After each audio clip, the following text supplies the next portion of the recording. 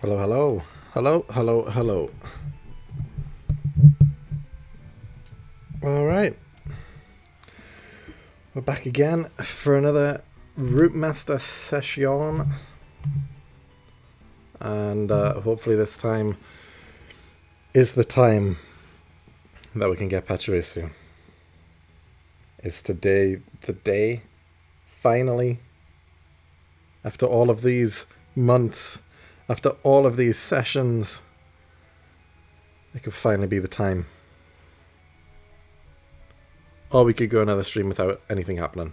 So who knows? It's kind of a mixed bag, to be honest. But we're hoping for the best.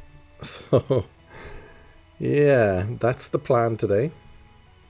Is finally catch Pachirisu and end the suffering. But yeah, I don't know what's going to happen. We don't know. So we'll make sure that everything's going smoothly. I believe so. It says there's 7 people here in the stream right now. How's it going, guys?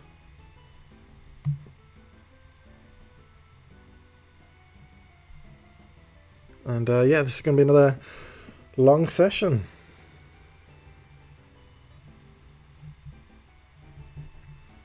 This is getting ridiculous now. There are 2 of them, shinies. Imagine back to back. Finally, I was getting assaulted by like 7 ads in a row. Wow, really? I've got no control over the ads that play. I do have them turned on, but usually it's like you just get 1 at the start or whatever. I don't control how many actually pop up. So hopefully it wasn't too bad, but at least you're in now. But yeah, we left off last time a few days ago over odds already. So we're just going to continue on. And hopefully, because we are over odds already, we get a quick and easy shiny. Potentially. I hope so. And if it's Pachirisu, even better, because I mean, we've been streaming now for almost 2 weeks, and almost every single stream has had the same thumbnail because we haven't been able to move past Pachirisu yet, which isn't ideal. So, you know, maybe. We say it every time, but maybe today is the day. This is still phase 14. Hold on now, is it? I believe so. I need to double check. 10, 11, 12, 13. Yeah, this is phase 14. So we're still... If we get Pachirisu on this phase, we have a tie for longest phase. If we don't get Pachirisu on this phase, then there's a new record for most amount of shinies in one area. So this is the one. We either tie the record or beat the record. And I don't want to beat the record. It's not something I want to happen, but it's looking likely, I can't lie. Shiny tonight? I hope so. I hope so. We've had 4 hunts in a row which were under odds. Now, you know, we're starting this phase, this stream, over odds already. Because we ended last stream just hitting odds. So, you know, we're due now. We're ready. We are ready. It could come anytime.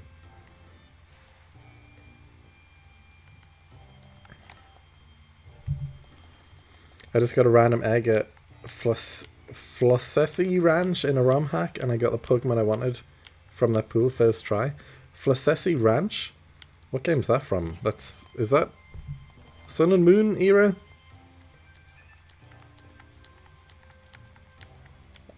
It's not Gen 1, 2, 3, 4, or 5, I don't think. Must be later than that.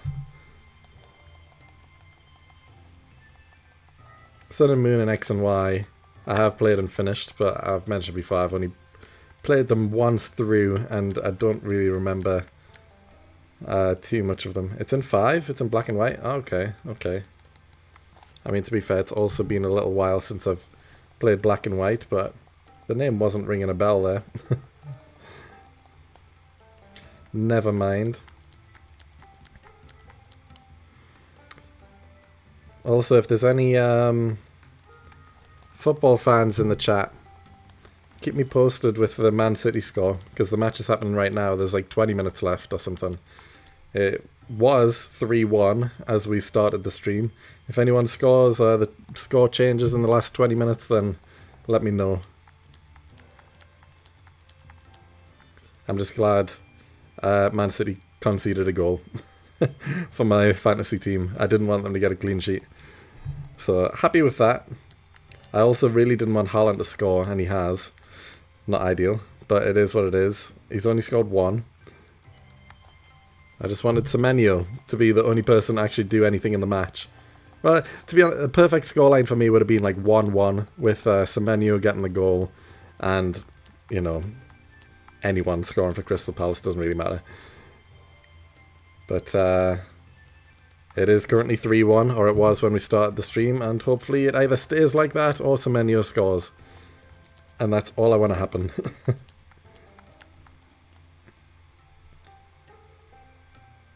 Finally able to watch a live stream. Welcome in, down to time. You finally found the time.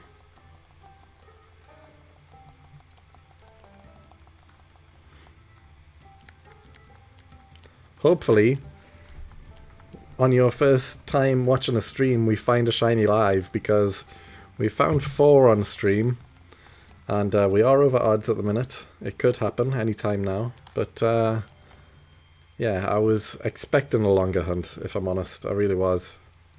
We've had too many short hunts in a row now. Any predictions in the chat? How many encounters before we get the shiny? Because I've had a 50-50 hit rate every time. Well, when I've asked that question 2 times in a row, I got the encounter within like the next 2 minutes. And then another 2 times where I've asked, it just didn't happen. So I've had like a 50% success rate every time I ask that question. A shiny has appeared soon after. But yeah, what do people think? How many encounters before the shiny appears? I'm hoping under 10,000, personally. But I don't know, I said last time I think like 12,100-ish is my prediction. Which, if that is the case, we might get there tonight. It'll be very close. We'll get to around 12,000 tonight. It'll be tight though.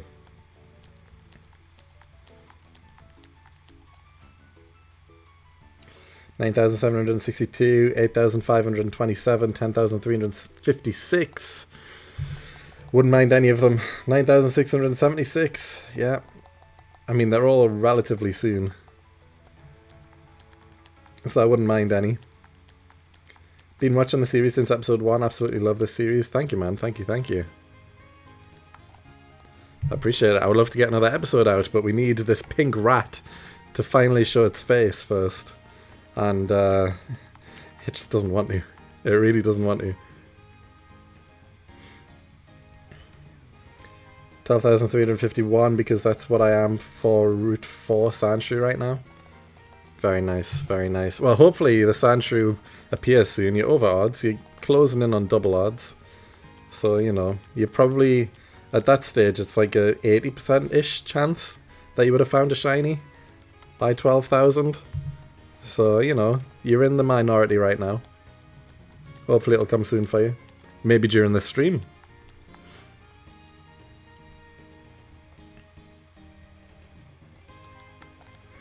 Actually, guys, do you know, for you guys who were here yesterday, Kiko, I know you were here.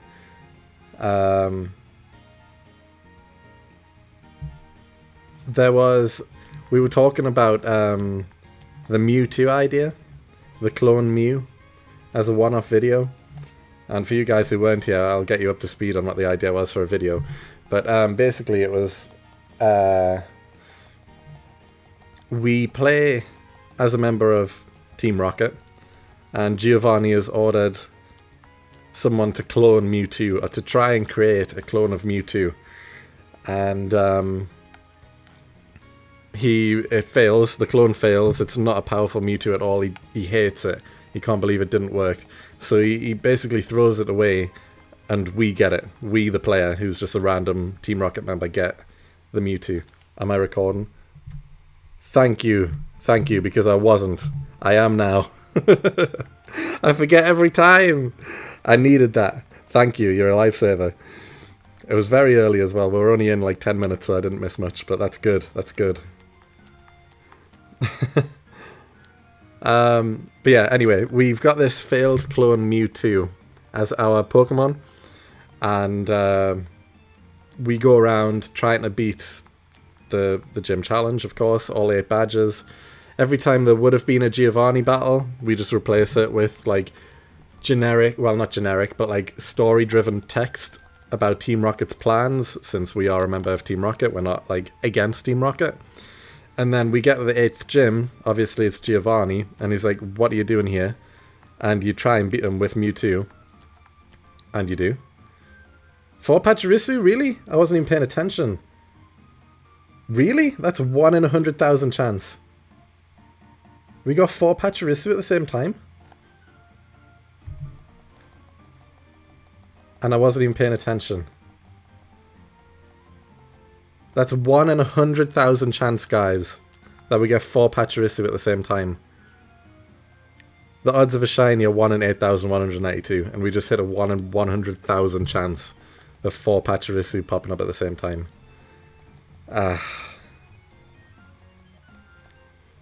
Alright. Anyway, back to the Mewtwo stuff. So we faced Giovanni in the 8th gym. We beat him, and he's devastated. He's like, "I can't believe with this failed Mewtwo clone, you've actually beaten me." And then you go on to challenge the Elite Four, and then you get to the champion, and it's him. He's taken over. He's became the champion.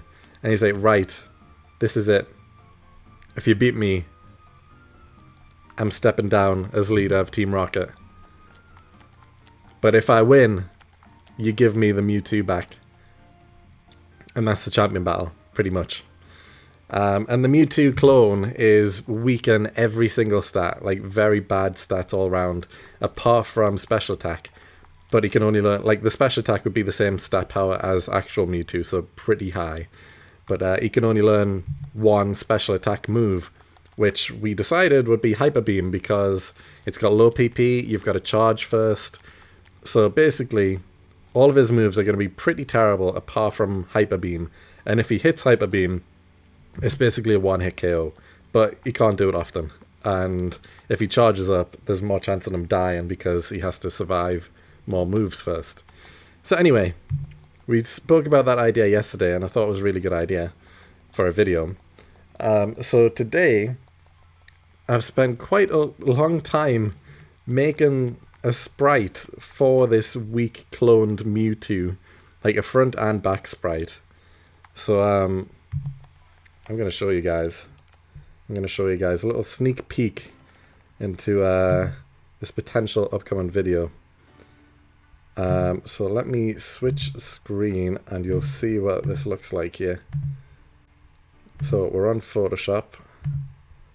Can you see that? You should be able to, I believe.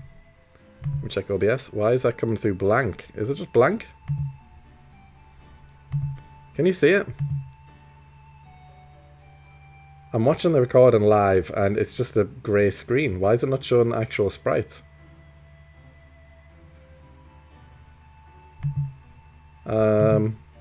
I do have stuff up. I'm switching the tab. You can't see the photo. Why is it not showing the Photoshop file?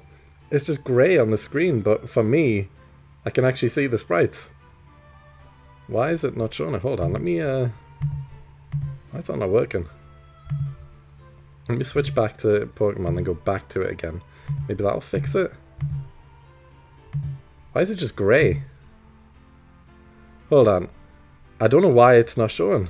Let me take a screenshot of each of the 2 sprites and then I can just show you them in a browser window instead, because for some reason Photoshop is just not showing the images. It's just showing a grey screen. You can see the layer, but really tightly. Yeah, in the sidebar, yeah, but you should be able to see the massive sprite right in the middle of the screen, but it's not showing it for some reason. Hold on, let me switch the screen capture to my browser. There we go. Now you can see it. Yeah. So this is the front sprite. I don't know why it wasn't showing in Photoshop, but this is the front sprite I made of the the failed clone Mewtwo, so it's like a weaker version of Mewtwo, which I think's turned out pretty well. Spent some time on it. He's got like I don't know what I call them, like power, like ooze that's pouring into his back to power him. His tail's all like messed up and ripped off. He's like a skinny, weaker version of Mewtwo. And then the back sprite as well. You know, we've got these power tubes again into his back. And I think that works pretty well as a back sprite as well. So, you know, I think I've sorted out the sprites for this this Mewtwo, front and back. I think both work really well. I'm pretty happy with how it's turned out. And yeah, the next step is just get these imported in and then switch the main character sprite to be a Team Rocket member, I guess. And then, yeah, we can do a bit of like text editing for Giovanni stuff, and that'll be it. We'll run the game with this mutated, failed clone of Mewtwo. So yeah, really happy with it. Really happy with how the sprites turned out. So I think we'll do that. I think we will do that idea at some point. So yeah, should be good. Should be good. But anyway, back to the Root Master. Let's find a shiny. Let's find a shiny.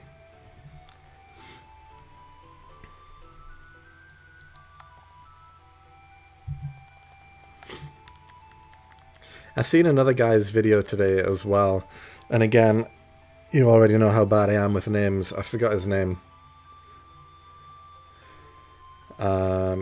I think you should have very weak moves at first, and then as we train it and befriend it, becomes more and more powerful. Yeah, that's basically the plan. So this special attack Hyper Beam, he's not going to learn it until like near the end, pretty much. It's going to be a massive struggle with this Pokemon all the way up until probably just before Giovanni, like just before the 8th gym. It seems like a good time to like give him his special move just as we're about to face Giovanni finally.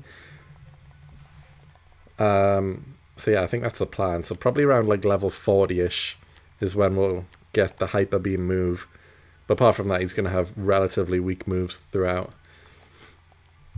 Yeah, what was I saying? I watched this guy's video today, and I loved the idea of it. And I'm tempted to just do it myself as well, because it's a really fun idea. It's shiny related. It's catching just one Pokemon. And that's pretty much it. So, man, I actually do want to shout this guy out because it was a really fun idea. So hold on, let me find the video.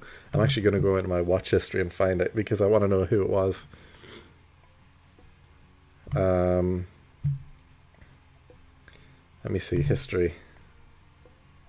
Where is it?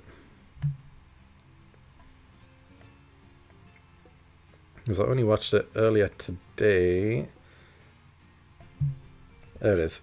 By a guy called Emperia. Don't know if you guys have heard of him or not. He's currently sitting on 272 subscribers. So he's relatively like new himself, I guess, as a YouTuber. The video was uploaded yesterday. And the video is just shiny hunting, but every 100 encounters the route changes. So basically, you start on a game, you do 100 encounters in a route. If you don't find a shiny, you move on to the next route. You do another 100 encounters. If you don't find it, you move on to the next route, and so on and so on and so on, until you find the shiny. And yeah, it just makes it interesting. You are shiny hunting, but you don't know what Pokemon you're going to end up with, because you're switching routes every 100 encounters. You could end anywhere on the map with any random shiny encounter, and I just think that's a fun little idea. Just for a little one-off video, try it myself, see what happens, see what I end up catching. I think that's pretty cool. I like the idea, and I want to shout them out, and I want to try it myself. Because it would be fun to play a different generation game and just do that, I guess. Just hunt one shiny Pokemon and see what I end up with if I'm constantly changing routes. So yeah, it was a good video from that guy. And he deserves more subscribers. I don't want to spoil what he ended up getting in the video, but he was playing Platinum as well for this video that he did. And yeah, it was just a nice little video. Which game would you try and hunt? Probably Leaf Green Fire Red. Because if I was trying this idea, the first time trying it, I'd probably want to do like the original 151 Pokédex, just to see what I got, and, you know, just see how it goes. So probably that. It is a fun concept, and like, he did limit his to just the roots, I believe. Like, I did watch it. Trying to remember every single detail is a bit hard now. But he did limit himself to just the roots, whereas I would incorporate like the caves and all that stuff as well. Fishing and encounters on a route as well. All that extra stuff. Surf encounters. You know, so if there's a fishing spot, do 100 fishing encounters, which I would hate doing, but, you know, it's that extra chance, you know, where I could get a fishing shiny if I did 100 encounters there. But 100 encounters isn't going to kill me compared to doing a full 10,000 encounter hunt or something. Doing 100 is fine. It would be annoying, but I would get it over with relatively quickly, and then I would just move on to the next route.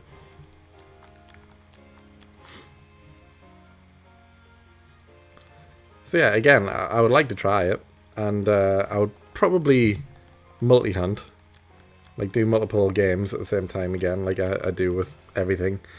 But it would just mean I would have to kind of unlock the full map first before I'm able to hunt, so I would need to like finish the game.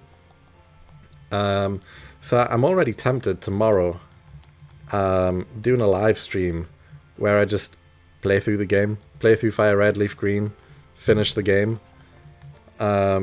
Just speed running it pretty much as fast as I can, just so I can get ready to do this challenge, I guess. But then this is the point where it's like, I would need to, you know, finish the game potentially 6 times if I'm doing 6 accounts, or 4 times, or however many. And that would be a pain. That would be a pain. So I'm not sure how best to do it.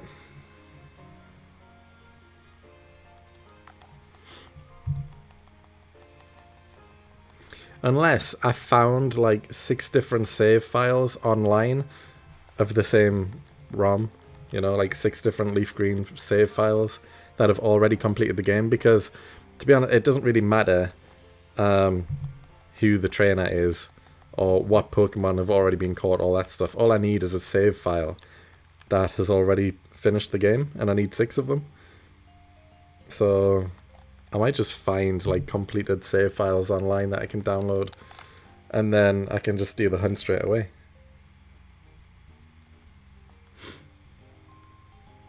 That would save a lot of time and setup as well. Fishing before Gen 6 without sticky hold or suction cups is a nightmare. It really, really is. It really is. I hated the Magikarp hunt on this Route Master.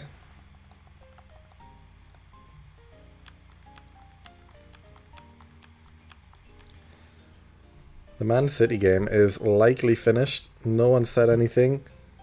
I don't know if anyone's actually interested though, so I'm going to quickly check the score because I want to see what the final score was. I'm assuming it stayed 3-1 though. But let's have a little look. Well, Semenya didn't do anything. Oh, it ended 4-1. Who else scored? Haaland again. Haaland again, and I don't have him in my team. Great stuff, great stuff. Alright, 4-1. Didn't want Haaland to score. Never mind. He got 2 goals.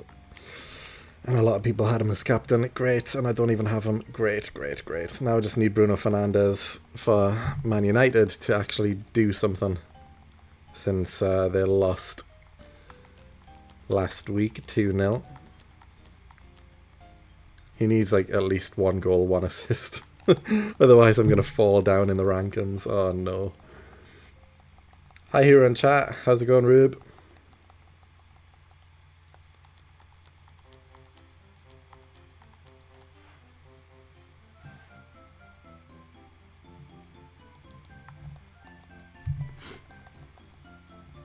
But yeah, I guess if I did find like 6 save files, I can quickly set up like a background and borders and all that stuff for Fire Red and Leaf Green to do this potential video idea.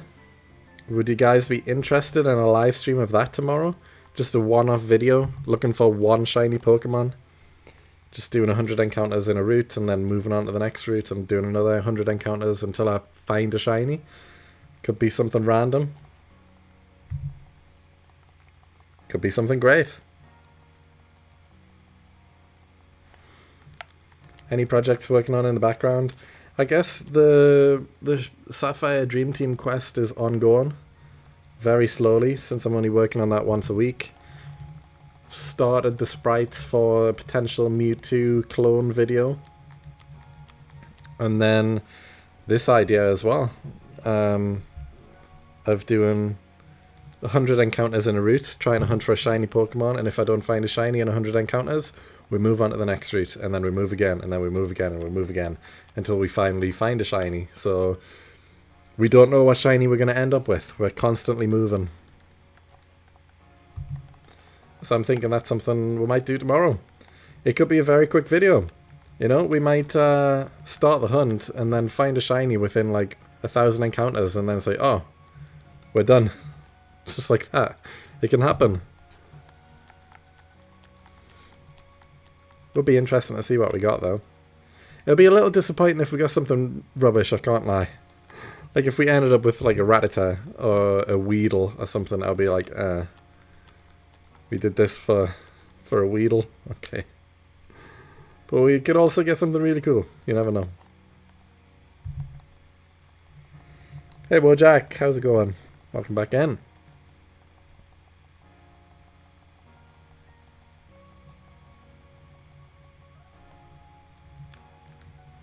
But again, this is the type of video though where I can just get this done in a weekend, definitely. Just like the Mirror B video, you know. I can work on it for like 2-3 days and just get it done. Because finding one shiny is not going to take that long. Like, yeah, I'll do a live stream and we can do some of the hunt. But if I don't find it within the live stream, then, you know, for me to get to odds when I'm using speed up, which I will be for Fire Red Leaf Green. Oh, actually, no, I won't. It's a Game Boy Advance game. So I can't use speed up on multiple accounts at once. Well, I won't be using speed up, but it would still take me like an hour per 1,000 encounters. So like 8 hours to get to odds. I can do 8 hours of hunting in a weekend. And it's likely you get a shiny under odds. Likely, I say. With bated breath.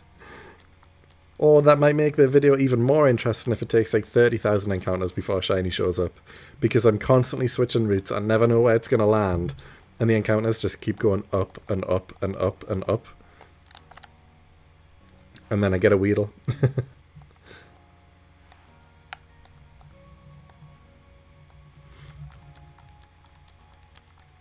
It's a fun, quick video, I think. Yeah, I think it would be. Just a little one-off. And, you know, I know I'm definitely not a big YouTuber by any stretch of the imagination at all.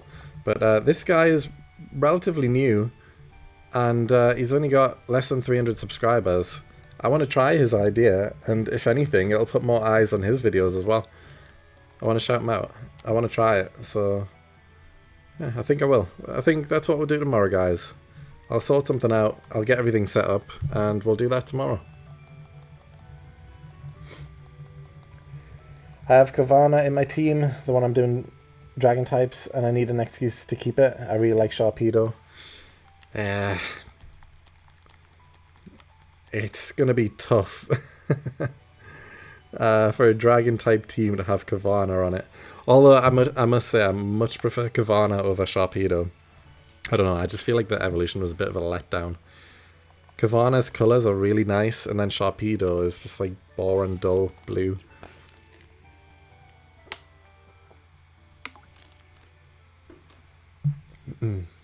Hey Hero, I gotta go work on my rental property, but hoping you get some good luck on the Pachirisu. Oh, thanks man. Good luck with your rental property. Whatever you're doing there.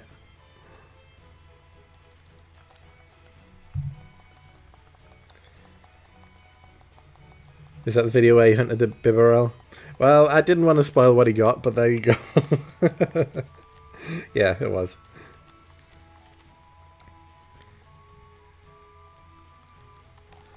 Yeah, because it's the first video I've seen of his today. And when I seen he had like less than 300 subscribers, I was like, oh, he's relatively new. And then I checked his channel and he's actually got quite a few videos, but they just haven't performed very well. Which is the case. It just does happen. You know, it's very hard to actually break into the YouTube game. But this video for him, he uploaded yesterday. It's on nearly 3,000 views in a day. And it's doing well. And he deserves it. He's been grinding. He hasn't stopped, even with low views or anything. And he deserves that extra push.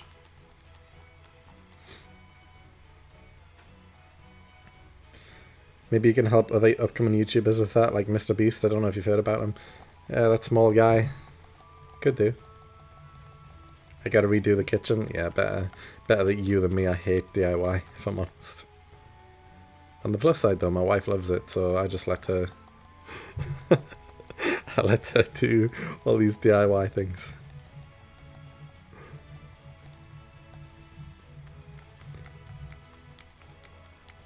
Didn't mean to spoil, I joined halfway through the convo. I mean, it's fine, it's fine. I was explaining the idea of the video without giving away what Pokemon he caught in case people were interested, but yeah. That's the worry I have though, is that I do this video and end up with something not so great, but the idea in itself, like, it is a random chance, you don't know what you're going to end up with.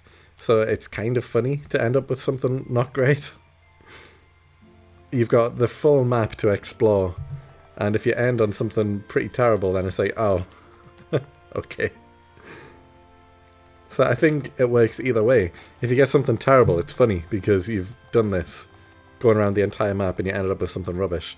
Or if you get something great, then it's like, oh wow, this challenge has worked out great. You've got this amazing Pokemon that looks so cool, shiny.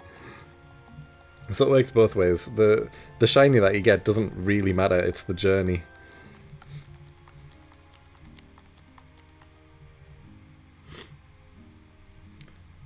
How goes the hunt? I'm hunting a Snivy on my physical Y2 game for a forever file, but still no luck.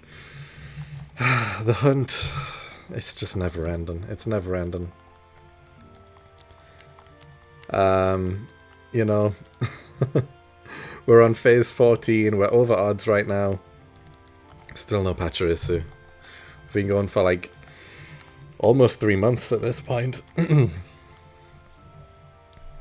I think the 100 encounters per route could also work well in a big ROM hack with a super big world like Pokemon Unbound, like 1,000 different Pokemon.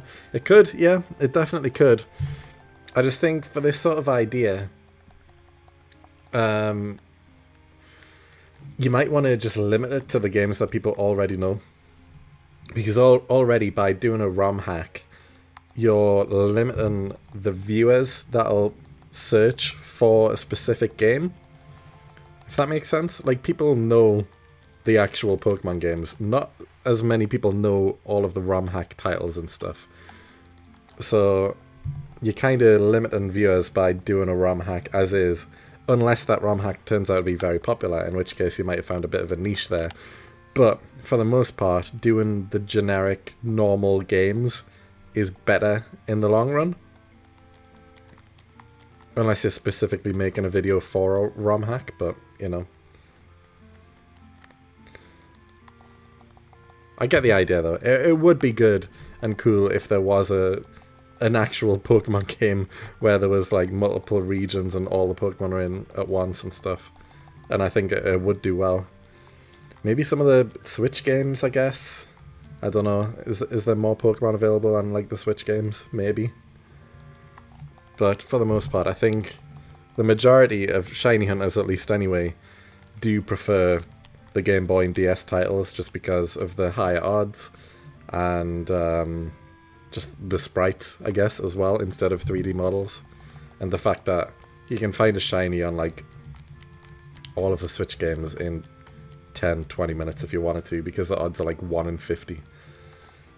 Which kind of kills shiny hunting a bit.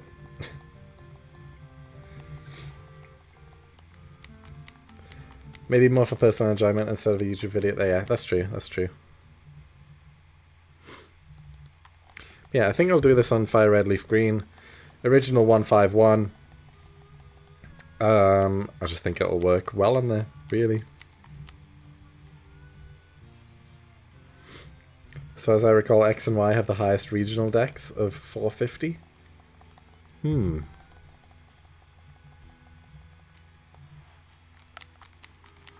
Could do X and Y. It's also been a while since I've played them, so if I'm doing shiny hunting on X and Y... Actually, isn't X and Y lower odds as well? Like it's 1 in 4,096 instead of 1 in 8,192? Is that right?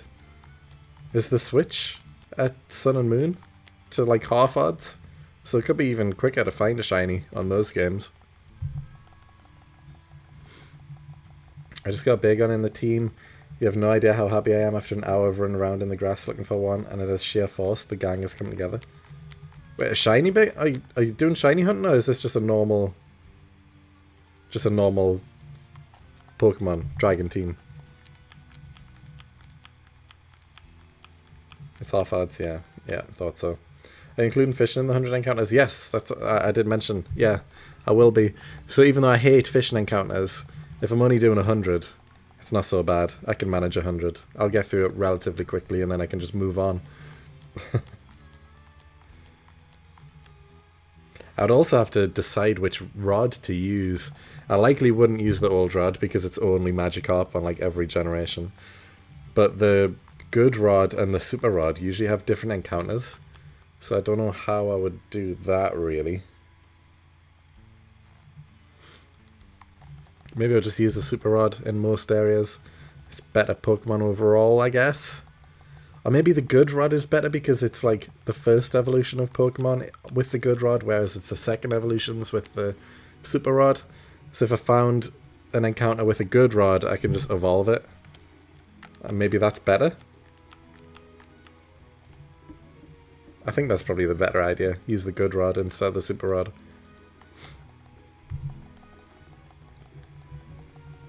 We are over odds. We are over odds.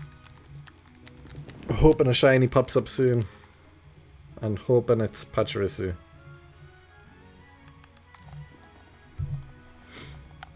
The start as a shiny. Okay.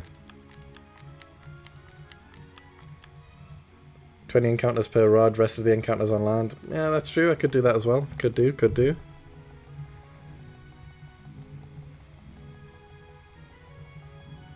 I got a shiny Snivy after a day of resets. Superior's Dragon Grass in this ROM hack. That makes sense.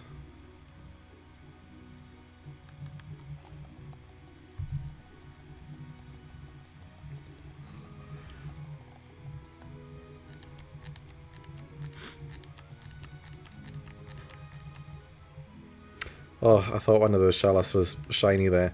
I was just watching them all pop up one by one, and I thought one of them was shiny for a second. I'm glad it isn't. I'm really glad it isn't.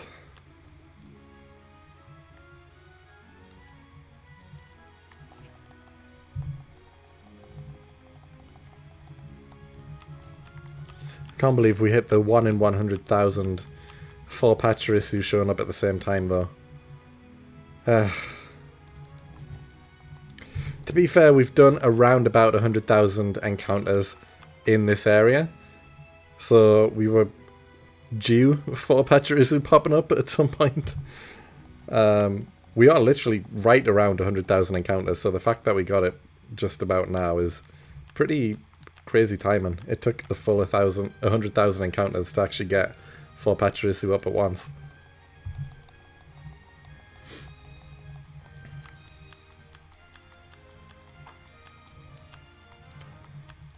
My shiny Snivy I hunted in Pokemon Black, took 23,000 encounters.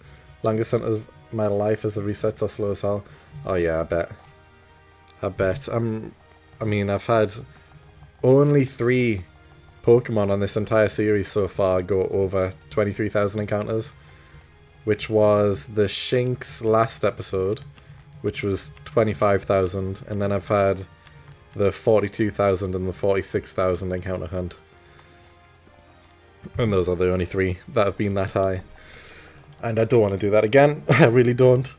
I hated those 40,000 encounter hunts. it took like a month just for one shiny to show up.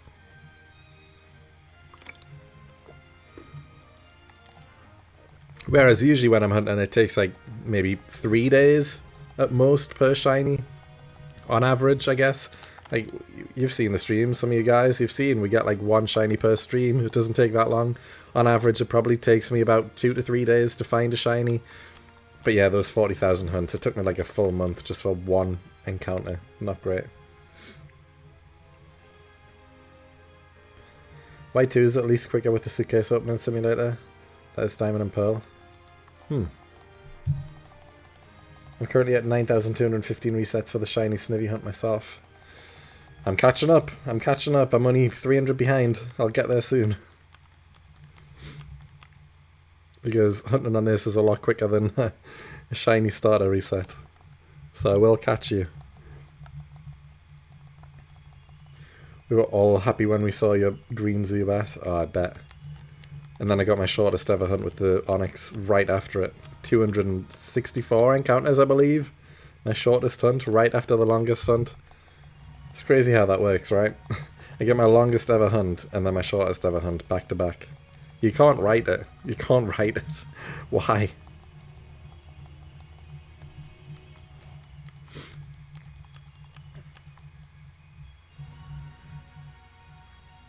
$23,000 resets is really unlucky, to be fair. Yeah, it is. It is.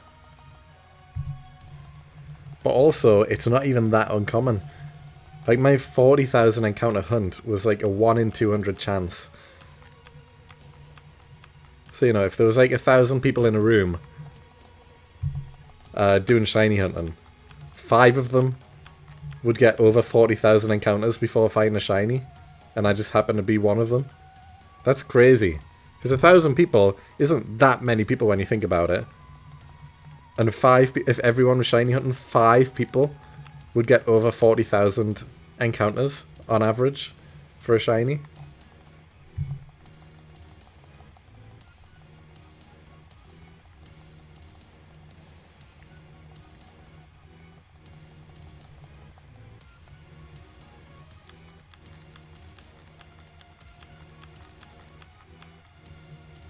I missed the Roark. Who's got the Roark picture? Hold on, I can't really see the profile pictures too well. Ah, Ingo. Very nice, very nice. He's my favourite gym leader from Sinnoh. He is a cool one, to be fair. Very cocky the first time you meet him, though. He's like, yeah, I'm going to go back to my gym. And that's it. He just walks away from you. He's like, oh, okay then. I mean, I came here to see you and you're just walking away from me. I guess I'll come to the gym instead. All right.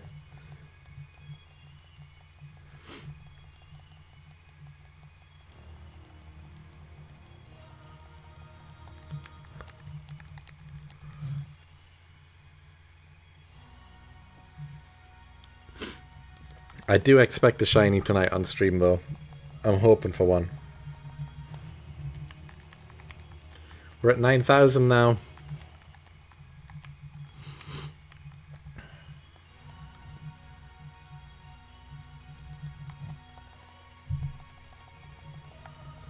It's gotta happen at some point. We've got the epic music playing right now. Maybe it's a sign. Maybe a shiny's gonna come up before this song ends. Ah. And then as I say that, we get 6 Shellos back to back. Yeah, no, please don't be a Shellos. Please. We only want the pink rat. We've gone too long, game. We've went too long here.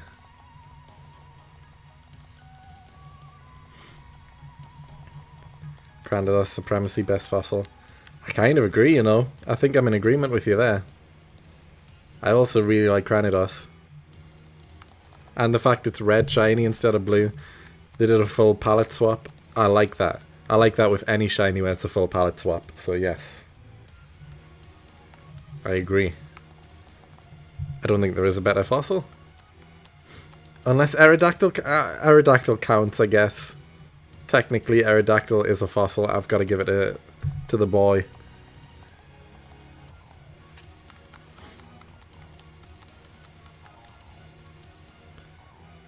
Hopefully it's a pink rat, but knock on wood to not jinx it. Well, my table is wooden. There we go. Knock on wood. Let's get this pink rat.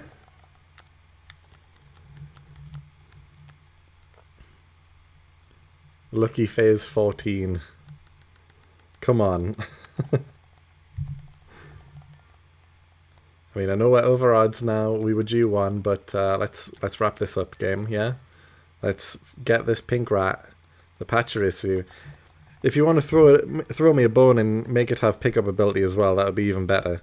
Although at this point, I really don't care. But if you have pickup, I'm actually going to use it. If it doesn't have pickup, it's going to sit in the box forever. So it's your choice, game. And then we can just continue with the series after that. So, you know, do what you gotta do, game.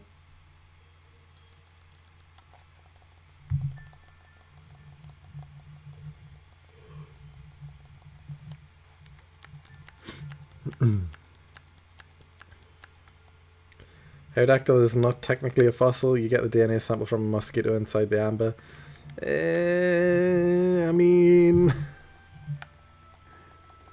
I mean, in the games though, you pick up the amber fossil, you give it to the researcher to revive the fossil, just like you do with any other fossil.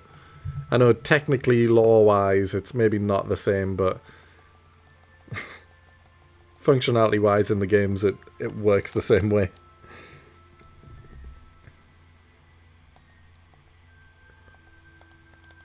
I want to pick up a shiny Pachirisu so bad. Oh man. I wish I could just... Oh, 3 Pachirisu. There we go. That's 1 in 10,000 odds right there, guys. That's something quite special. Again, over odds.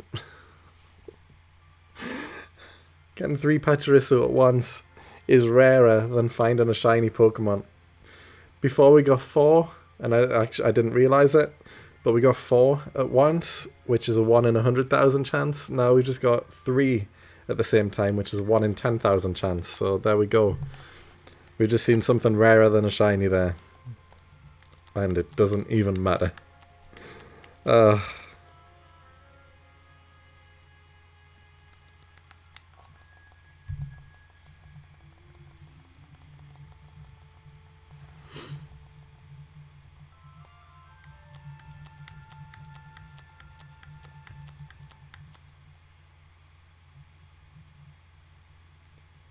I just can't not nitpick. I mean, I'm the same. I also nitpick. They're not pink. It's true. I wish one of them was. I really do. I just want to get the Pachirisu, move on to Drifloon, and then get to Eterna Forest, because the Eterna Forest is going to be a really fun episode. I know it will. And we're just stuck here.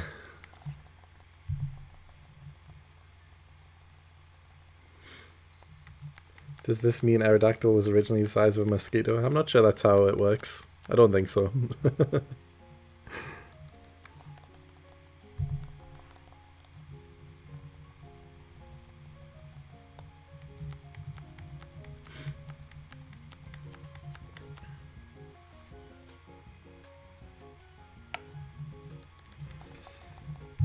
It's very warm in my house right now, I can't lie.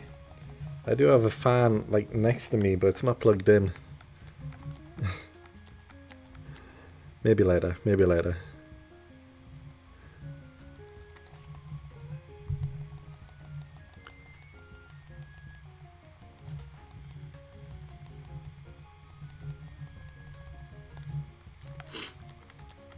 Interesting that you say, though, because you mentioned a mosquito.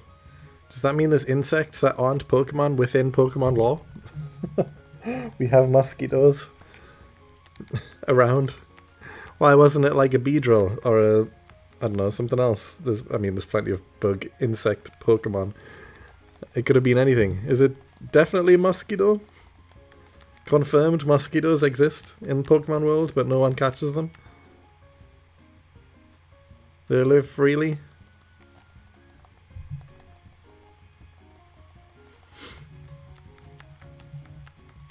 I hate mosquitoes, I have Skeeter syndrome. I don't know what that is. But I'm also not a fan of mosquitoes. I mean, I don't like insects in general. I don't really know many people who do like insects. To me, they're just a pain. I've got to get rid of them. Just don't bother me. Just stay out of the house. and don't fly in my face, and we're all good. Any insects, that is. Spiders, mosquitoes, whatever. I don't care, just stay away from me. There are regular animals in Pokemon. In the anime, especially at the very start of the anime, there was.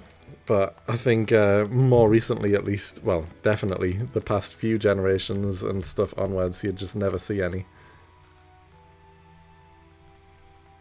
Like, you're never going to see a Labrador just chilling with a Houndoom or something.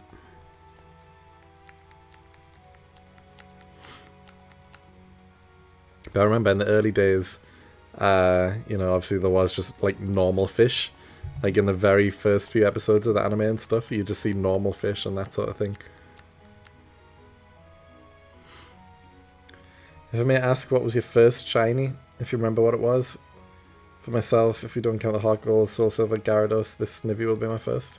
Oh, so... Wow, your first shiny is, like, very recent then. Or what you're currently hunting for. My first shiny, legit, was Whismur from Whismur Cave. Well, it's not technically called Whismur Cave, but you know which one I mean. In Pokemon Ruby. When Ruby first came out. I was just walking through the cave, just chilling, not hunting or anything, and I got a shiny Whismur. That was my first one, legit.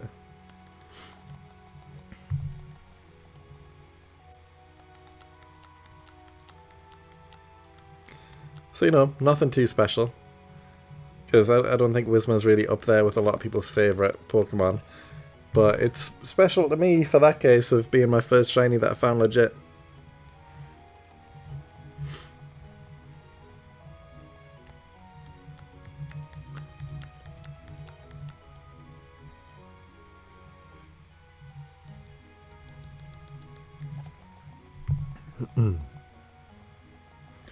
We've got 19 people in here right now. Welcome in, everyone.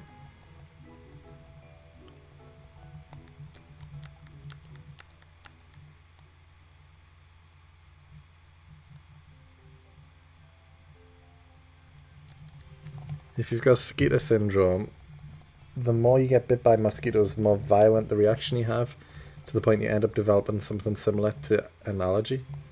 Oh. I mean, I don't tend to get bit by mosquitoes often, and when you do, it's like, okay, you've been bit once and that's kind of it. How often are you spending time around mosquitoes to get bit multiple times? It's quite unlucky. The Snivy I'm hunting will be my first. Very nice, very nice. Good luck. Hopefully it comes soon and it's everything you want it to be. Good nature and all that jazz.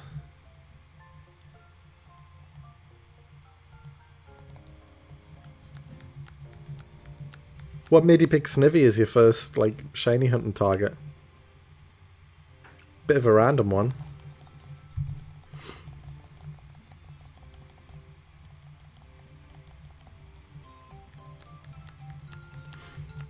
Torchic was always my starter of choice on the Gen 3 games. Snivy probably the weakest for me, if I'm honest, of the three. I liked Mudkip as well, but he was always second place to Torchic.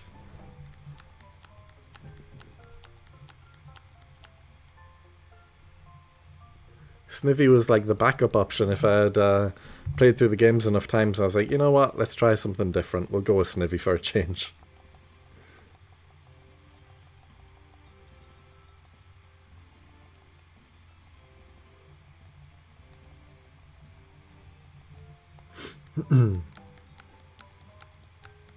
Snivy is Gen 5. Wait.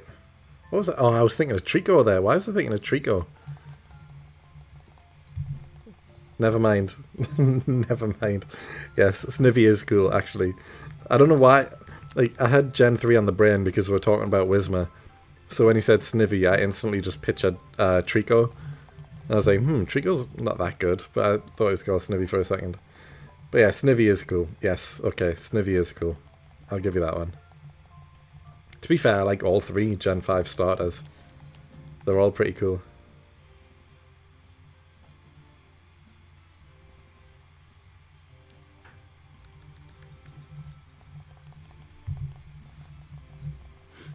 Snivy and its line actually have pretty good shinies, low-key underrated. I have no idea what colour they're. I'm assuming like a darker green, maybe like a purpley colour, perhaps? I don't know. I've never seen a shiny Snivy, I don't think.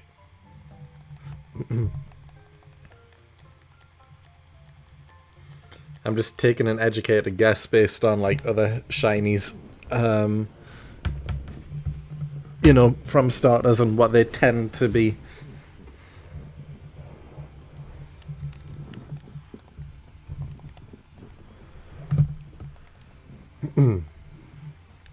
Dark ivy colour? Yeah, that sounds about right. It's expected, I guess. Well, I was kind of hoping we would get an early shiny today, you know, so that there was a chance in getting 2 shinies on one stream if we didn't find the Pachirisu. Like, it's happened before. We've had streams where within, like, the first 20 minutes we found a shiny, and then we've reset and went again. And I was thinking, since we're starting this stream, like, over odds, there's a good chance we'll find a shiny relatively quick, and then we could get a second hunt started. But, we're about an hour in now, almost, and still no shiny here. And we're now up to 9,300. And it's still rising. It's still going. Hopefully soon. Hopefully soon. Snivy is the best grass starter in my opinion. Rowlet is close though. I would say Rowlet is the best grass starter. Is my favourite. Just because I love the third evolution. He's basically like a bow and arrow specialist, you know. Robin Hood in the trees with his cloak on.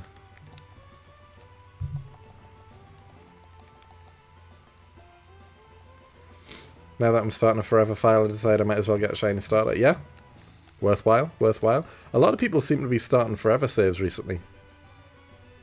Like, especially within like the last like 6 months or so. Oop, went on the right thing. There we go. It seems like I've seen a lot of videos on YouTube of people starting forever saves. Although I'll admit I haven't seen many people upload like an episode 2 or 3. It's usually like the first episode, here we go. And then you never see anything after that.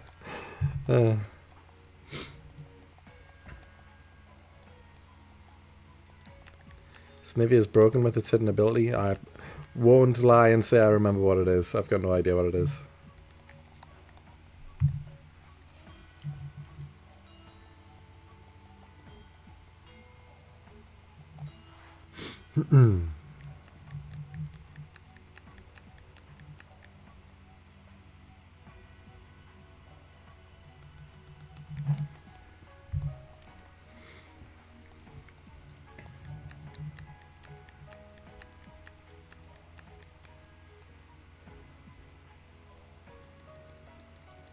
I have only just realised as well, I got the odds wrong on the Pachirisus before. When we said 3 was 1 in 10,000, it's not. 3 is 1 in 1,000, which isn't that rare. But we did see 4 earlier, which is 1 in 10,000. So that did happen. 5 would be 1 in 100,000 and 6 would be 1 in a million.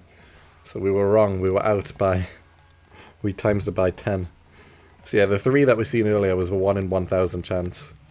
Which, you know, is still high odds, but we did see it. And then the 4 that we seen was 1 in 10,000.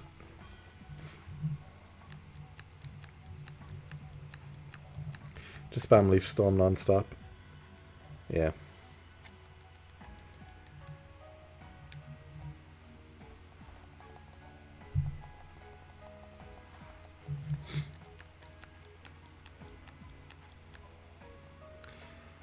Come on, where's the shiny? We're seeing a lot of Shellos pop up, I'm realising. Like, we've seen a few times where it's been a full screen of 6 at the same time. We've seen a few where it's like 5 at the same time. I've got a feeling, you know, we're going to get a Shellos next. It's been a little while since we've had a Shellos as well. And it's the highest odds thing in the route. So in this area we went Shellos, Buizel, Shellos, Shinx, Shellos, Buizel, Shinx, Shinx, Buizel, Buizel, Shellos, Buizel, Shinx. And I feel like we're maybe due another Shellos. I mean, we're definitely due a Pachirisu as well, though, so if that wants to show up, then that would be much appreciated game.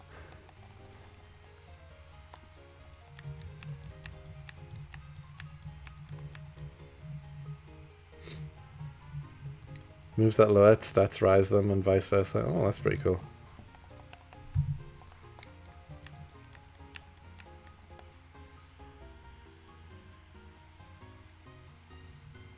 I feel like I've just jinxed the Shellos appearing, you know.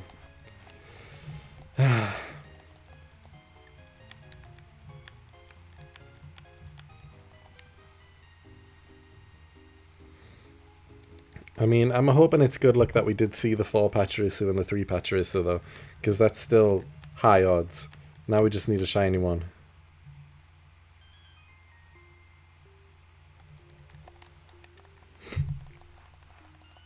If you get 6 Pachirisu at the same time before the shiny, the game has a sense of humor. A 1 in a 1 million chance.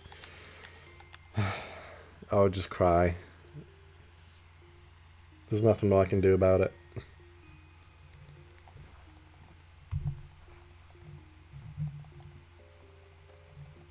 I've never understood how the attack raison actually works too well. So let's say you had a base attack power of 100. If you use Leaf Storm like you say, and it raises its it raises its attack by 2 stages, what does that 100 go to? Is it like times and like is it a double boost? Like does it go up like raising it by 2, does that mean it goes up to 300? Or does that mean it goes up to like 120? How does it work? 2 stages. What is a stage?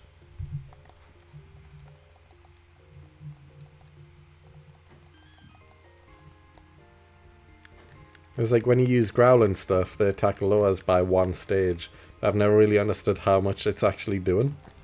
Like, what does it mean? I know it's lowering its attack, but how does it work? Plus 50%. Oh, okay, so if you had 100% power and you open it 2 stages, then it goes up to 200 power. Okay. That makes sense.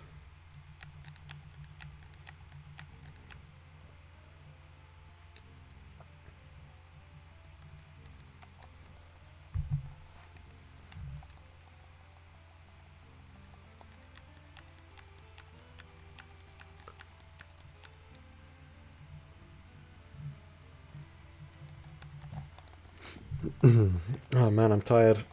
I'm tired early tonight, guys. And we'll still go to the usual midnight, but yeah, I'm looking forward to having a break tomorrow. And a break, I mean a break from my daughter. My parents will be watching it tomorrow, which means I don't have to worry about looking after her for the day and sorting the food out and all that stuff. I get a day rest where I can just chill and relax and not have to do anything that I don't want to do. And also my wife is going out tomorrow night as well. She's going to the cinema to see a Korean film with her friends, so I get the house to myself. Fun times, fun times. I mean, I'll basically just be doing what we're doing right now, though. I'll just be sitting, chilling, shiny hunting, likely live stream. Well, I will be live streaming as well, so it's not really much difference to this, but I get the full day to do whatever I want instead.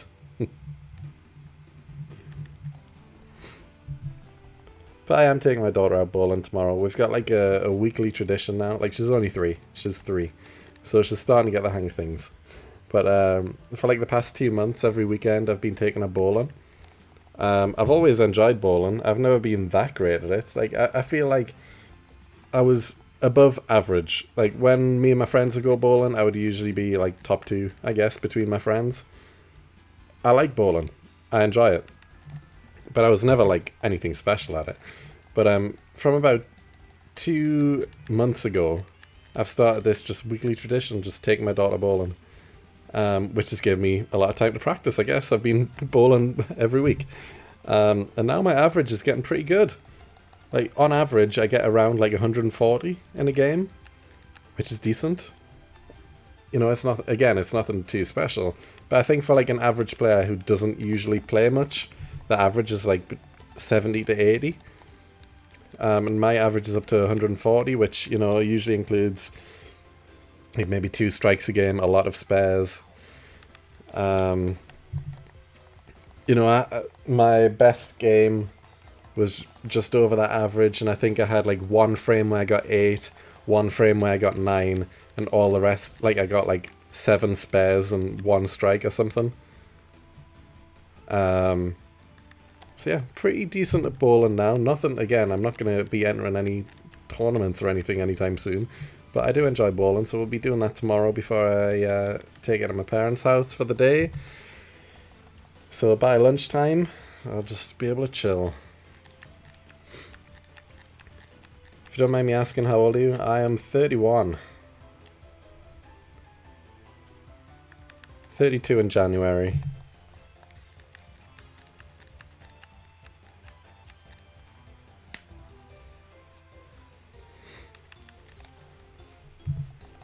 Which is seemingly old for YouTubers these days. Oh, on the verge of old, I guess. But then again, I mean, I've been making YouTube videos since the start of YouTube, and I grew up. I think I was the perfect generation for YouTube. I was there from the very beginning as a young teenager, and everyone at the time seemed to also be like teenagers making videos on YouTube, so the full generation that I grew up in are all similar age or older than me. And I see all these younger creators coming in now, and I'm like, oh man, you don't remember the days of young YouTube. You weren't even born in the days of young YouTube.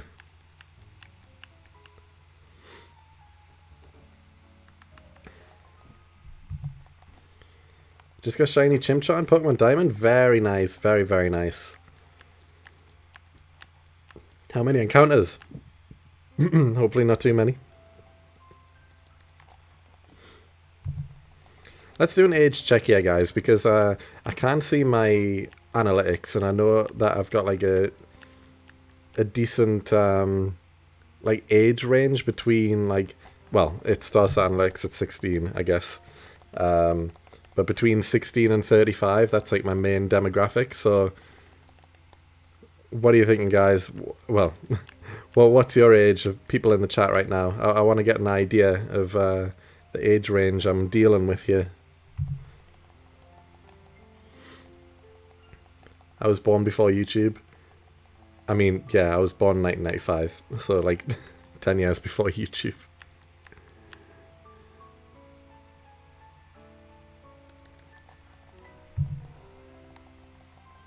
$1,585 encounters super quick. Very nice. Very, very nice. 27, 30, 18, 25. Yeah, see, a range.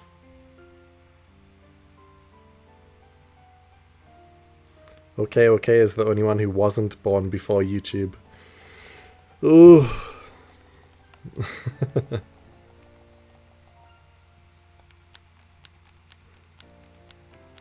22 in December. So we've got a range here. Although it seems like I am the oldest. I don't know how to feel about that. Don't know how to feel about that. How to feel about that.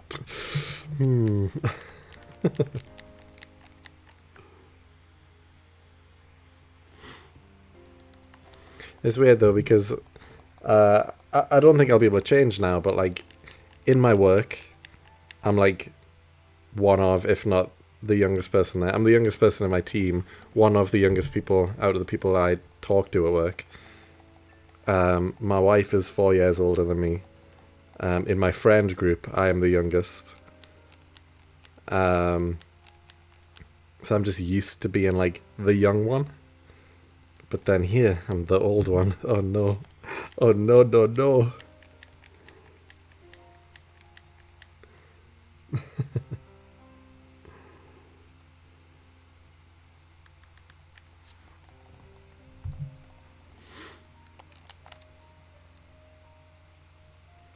Yeah, guys, I mentioned as well a few streams ago, I'm currently looking for a new job. I'm having trouble finding one. And I've been applying for so much and just not hearing responses from places. I found an email yesterday from a guy who asked if we could have a chat about a potential job. It was in my junk folder, and he sent that last Friday. It took me 6 days to see it. It's the first response I've got about someone offering me a chat. And I missed it for 6 days, and I emailed him back, and he said, unfortunately we've moved on to the interview stages now, but I'll let you know if there's no one suitable and we can have a chat. And I was like, God damn it. All because the email went in my junk folder? Couldn't believe it. Just annoying. But we will find a job. I mean, I need a job. I need something within like the next 2 months. So I need a job. We'll keep hunting. The hunt is on. We'll hunt for shinies and we'll hunt for jobs. We'll see which one happens first. Pachirisu or job. Can't stay long, but popping in to say I'm loving the series. Good luck on this hunt. Thanks, Premier Ball. Very nice name as well. First time chatter, I believe. Oh, that's not the right thing. Are you the oldest of your siblings also? I am actually. But I've just got one younger sister who's 6 years younger. That's it. I don't have any other siblings. Actually, that's the one thing I am the oldest out of. Like, all of my cousins are younger than me. I was like the firstborn of like all of the cousins. So I'm the oldest out of the cousins. But like every other group I'm a part of, I'm the youngest.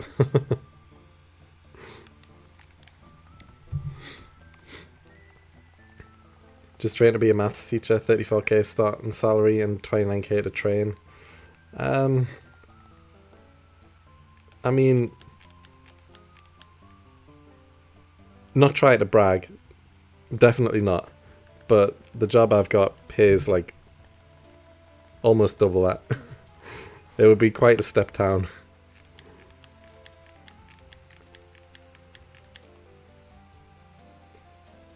Although I'll admit, like, I never went to university, and because of that, I just can't get a job in Korea, because every job in Korea requires you to have like a university degree, because like 90+% of the population in Korea go to university, whereas in England it's like 20 to 30% of people go to university, and I didn't. Whereas in Korea, 90+% do. So every job over there requires a university degree pretty much, unless you want to just like work retail. Pretty much that's basically all you can do without a degree over there, unless you start your own business. So yeah, it's really tough for me to get a job out there, unless I do remote work, which again, it's tough to find remote work that will allow me to live in Korea. So it's the one thing it's a double-edged sword, because things worked out well for me. I have a good career. I do. It just worked out well without needing to go to university. But because I didn't go, because at the time I wasn't interested in career or anything like that, it has hindered me from getting potential jobs over there so I can live there permanently. So, double-edged sword.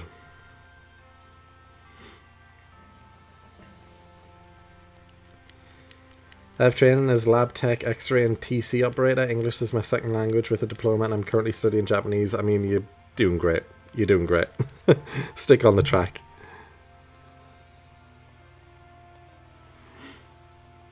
Could do open university. I mean, I could, but again, it's like I've got a full-time job.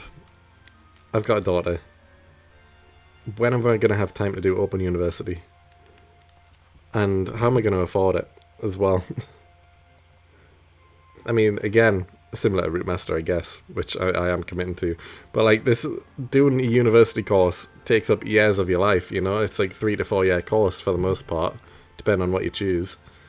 You know, committing to that, plus the money cost, and finding the time to actually be able to do a course as well. See, how am I going to do this? I don't think I can.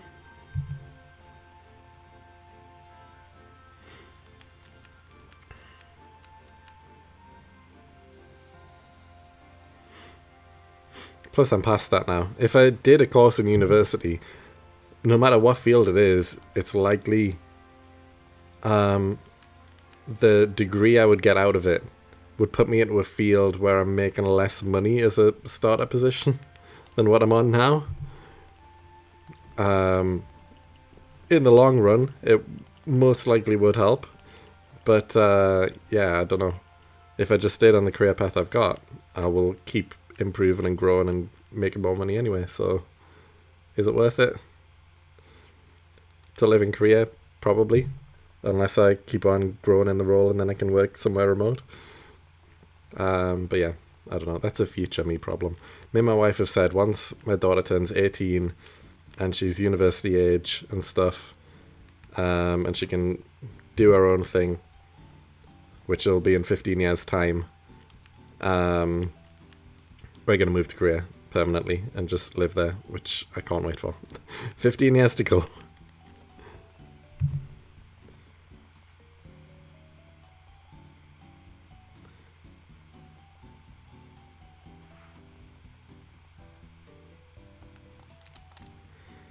Why are you thinking of switching jobs? Oh, I'm going to be made redundant, basically. They've said my position isn't needed where I live anymore. So my choices were move to Scotland, to Aberdeen specifically, and work there for no pay rise, in office 5 days a week instead of at home 5 days a week, which is what I'm currently doing. And yeah, uproot my life, move my family, move to a more expensive city for no benefit. Or they'll hire someone else and make me redundant. So I said, I can't move. So they've basically given advance notice that they're going to get rid of me and make me redundant. So this has already started like 2 months ago. They're in the process right now of hiring someone new. And they've said I can at least stay until the 1st of October. At the minimum, the 1st of October. So I've got at least 1 more month to find a job. If they haven't found anyone by then obviously I'll stay a bit longer. But they probably will, unless they find someone that has like a 2-month notice period or something, in which case I'll stay until their notice period ends and then they join my company. So either way, I don't have that long. So until then, I have a job, but I will be gone at some point in the nearish future, so I need a new job before that happens. Otherwise, I'm not going to have a job, and I'm not going to have income, which I need. So I need something.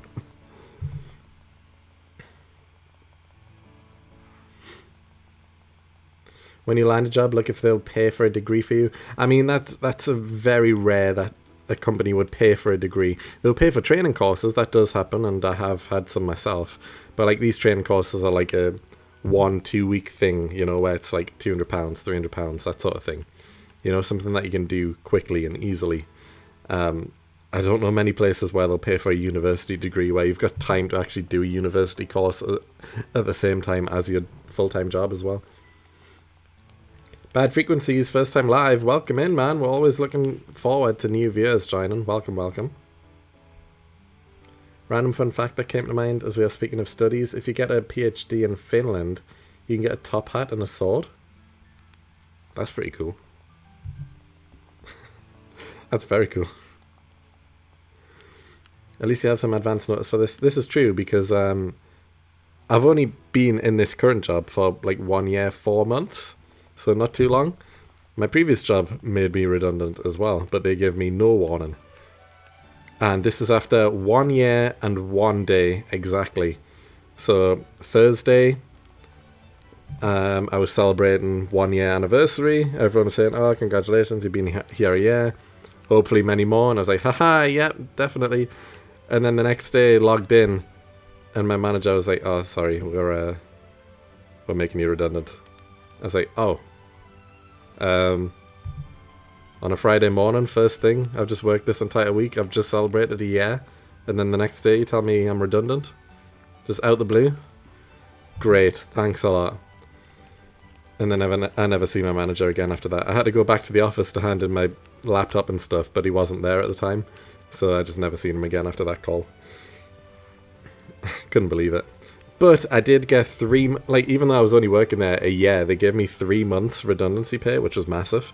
So I just went to Korea for 10 weeks while looking for a new job. And it all worked out well. But that's not common. Definitely not.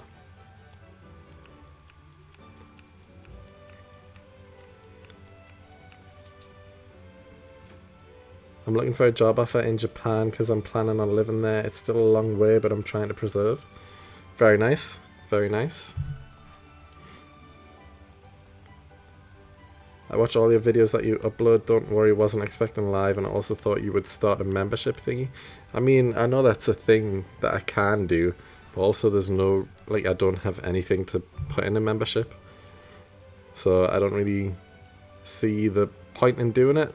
Like, I know people can, like, pay for memberships, but if I don't have anything worthy of giving you, then what's the point, really? You know, I don't want to just scam people with nothing to give you.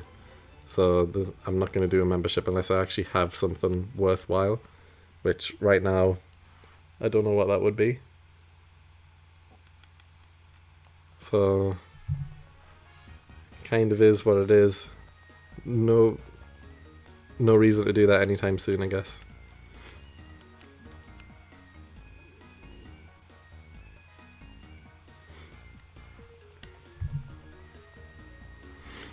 We're closing in on 10,000 though, so shiny could be any time now.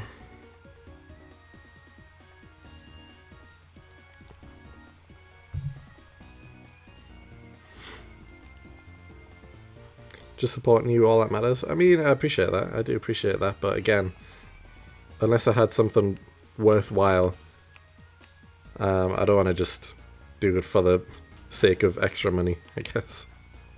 It wouldn't feel right. Name shinies after them, maybe, plus early access to vids. Shinies is an idea. Maybe. Early access to vids. It's like, I don't know. I'm not sure on that. Because again, it's like, people are paying extra to see a video maybe like, what, a day early or something like that? Because I like to get videos uploaded as soon as I've got them ready. I don't want to wait around. I have no reason to wait around. And if I started putting them on like a timer thing so people can see them a week early or whatever, just again, it wouldn't really feel right. Like people are paying just to see something that I've made for everyone a week early.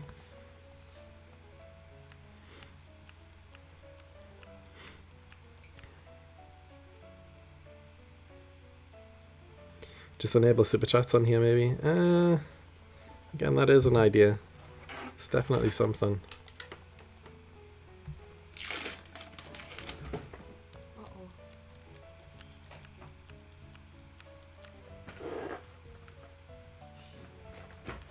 Maybe. I don't know. It's something to think about, but again, I mean, I don't really have many plans right now to do anything with memberships. And I don't think that'll change anytime soon. Entrias, good evening. How's it going? How's it going?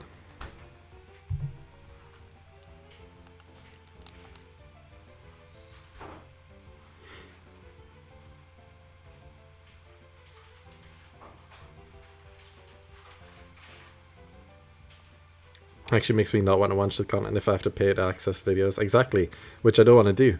I don't want to put people off because I don't want to make videos just for this extra little bit of money from memberships, you know? Like, I'm making these videos for everyone.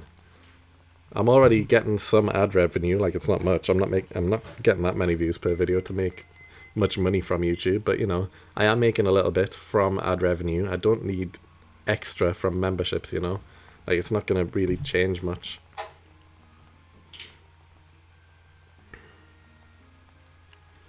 Just at 22k on potential phase. Ooh, you're getting up there in the encounters if you're 22,000 in. Hopefully sometime soon. Some YouTubers do put paywalls for some videos and it's just horrible. Yeah, I know. I won't ever be one of those people. I'm not subscribed to anyone who does that either. Well, I don't mean subscribe. I don't pay for membership for anyone, actually.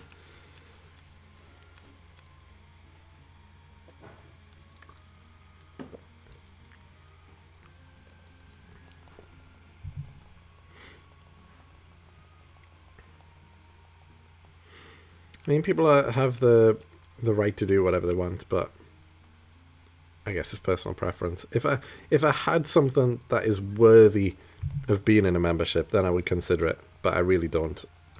And I'm not thinking about that anyway, so, you know, it is what it is.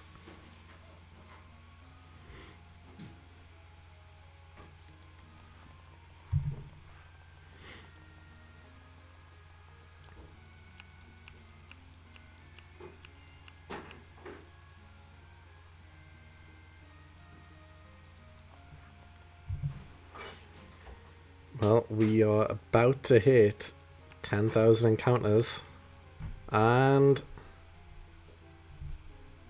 nothing. Still nothing. The hunt continues. We're into 5 digits now, though.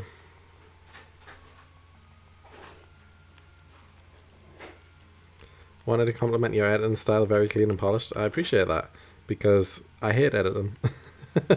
It's the worst part of making videos. But I guess I do put effort into it because I want the videos to still turn out well, but I don't enjoy doing it, to be honest. I enjoy recording the videos, I enjoy the idea, and then when it comes around to the point where I need to edit, I'm like, ugh, alright, this is the bit that I don't like, let's get it over with. And I mean, I still put effort into it, but I don't really enjoy the editing side of things.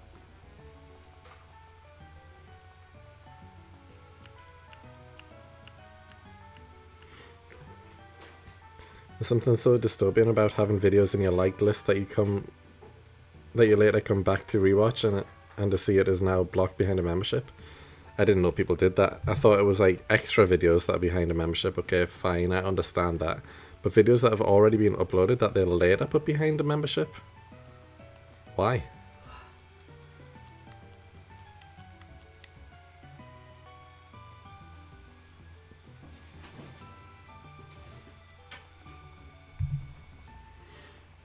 I feel the same, editing is such a bore. Yeah. Yeah.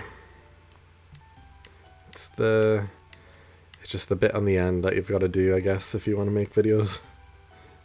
And if you don't have an editor, then you're kind of stuck. But I guess for these like long form videos that I'm doing, it's tough to kind of get an editor to do them, because like shiny hunting, these sessions individually are like hours long each, and I would have to send them like all of the files, which are multiple hours long, just for the parts where I find a shiny or whatever, and then cut it out, and then I've still got to do the post commentary anyway separately. So what would I do? Would I wait until I've edited the video and then do the post commentary, and then they would have to edit it again? Or would I do the post commentary first, in which case, I mean, I've basically done the edit myself at that point? I don't know. Unless there was a complete change with the editing style, which I doubt there will be, then there's no point really getting anyone else to do it.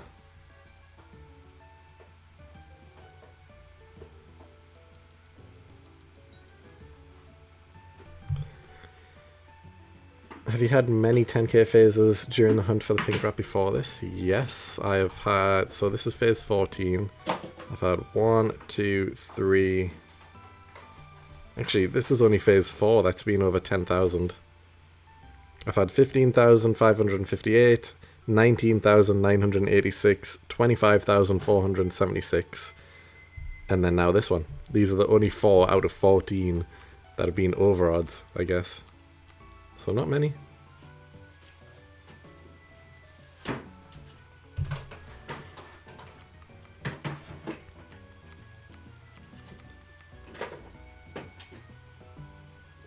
My double odds curse continues. I'm over odds 4 times and 3 of them were double odds. Yeah, that's unlucky, but again, it can happen, I guess.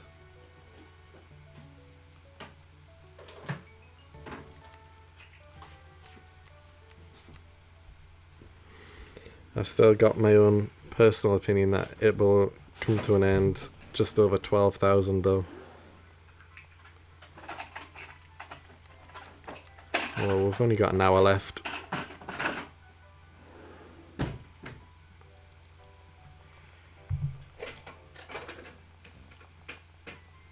I don't think we'll get there tonight, actually. It'll probably be like 11,200-ish that we get to, if we get to 12 without one. I can manage like 1,200 in an hour.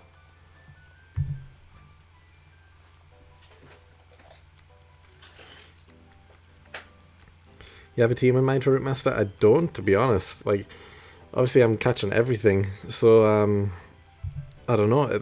I think the team will just constantly change as we go. You know, depending on how good the shinies are, depending on like what's around at the time that we catch them. I think the team is just going to constantly change, probably until we get to the Elite Four, and then at that point we will decide on a final team to take on the Elite Four challenge, I guess.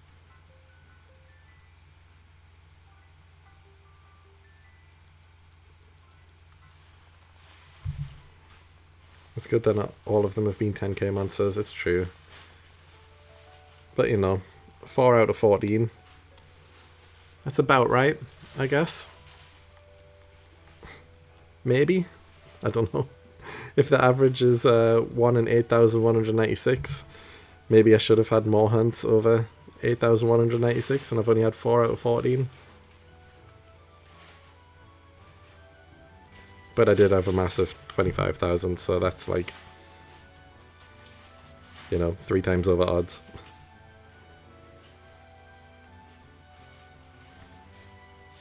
We can always do the ADHD exploit. No. No thanks. Evening dude, bit later for me joining. We had any predictions recently? No, not really.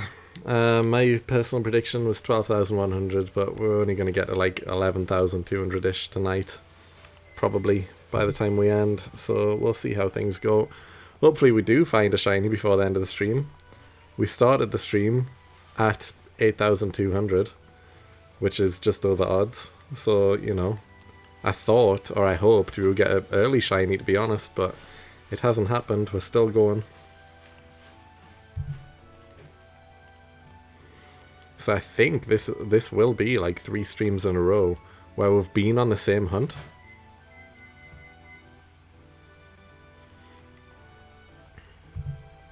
How long is a Route Master taking on a normal DS without speed ups? Just 1 DS? If you're talking 1 DS, put it this way. If I was doing this on 1 DS, right now I've done about 400,000 encounters altogether across all 6 games to get to this far. Share that by 6, so what's that? 6, 12, 18, 24, 32. That's not right. 6, 12, 18, 24, 30, 36, 42. So let's say about 70,000-ish encounters per account. That's with speed up. Without speed up, it's probably closer to about 50,000 encounters per account.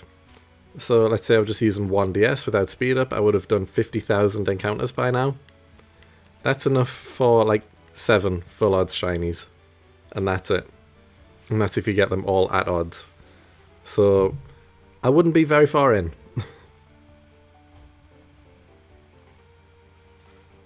I could potentially still be on the first route. It's likely I would have found all 3 shiny starter Pokemon by now. After 8 months. But I wouldn't have got much further than that. With 1 DS without speed up. Oh man, I've messed this one up because of this Shinx. That didn't get... I can't get out of the hunt. Come on, get out of the battle with Shinx. Oh my god, I can't escape it.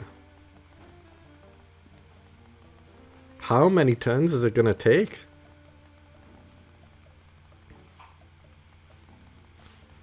Oh my god, there we go. Finally! How many turns did that take to get out of that fight with Shinx? I predict between 14 and 15k. I mean, I hope not, but it's possible. My prediction that you don't get anything this stream, but 2 next stream. I mean, again, possible. What's with the random bips and boops in the background? Oh, my wife is walking around doing stuff right now. That's what it is. I didn't think you would be able to hear that. There is a microwave in the background.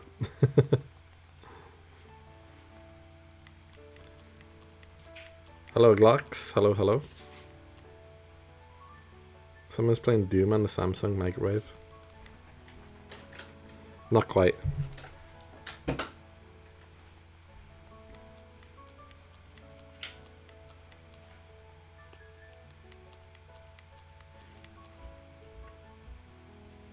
How late did you start the stream today? I just started at usual, my usual time, 9:30. So, not late at all. Every stream apart from one, I think, I've started at 9:30. So, the same time as always. That's 9:30 UK time.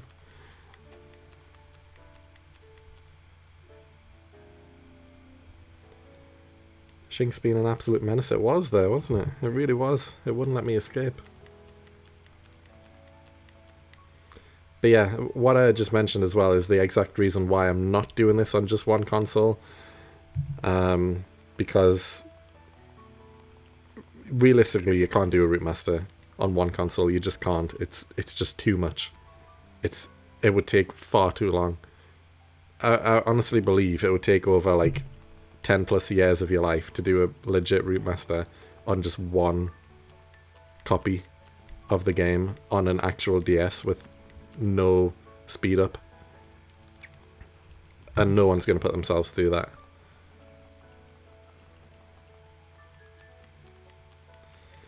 Just a flying visit from me today. Once again, I wish you luck and hope next stream we are doing something different. Yeah, I mentioned earlier, but I think we're going to do something different tomorrow stream. Just a one-off video idea, so that should be fun, something a bit different.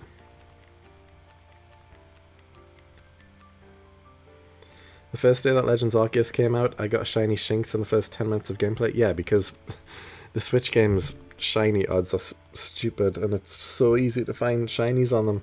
It kind of ruins the fun of shiny hunting.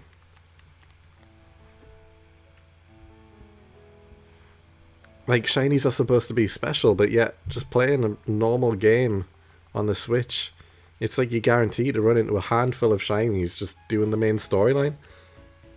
It's like, that just doesn't happen on, like, the DS and Game Boy versions of the game, because shinies are supposed to be special. Yet you're almost guaranteed to find at least a few just doing a normal run of the game. You're 6 hours ahead of me. I'll tell you the lottery numbers if you want to know them.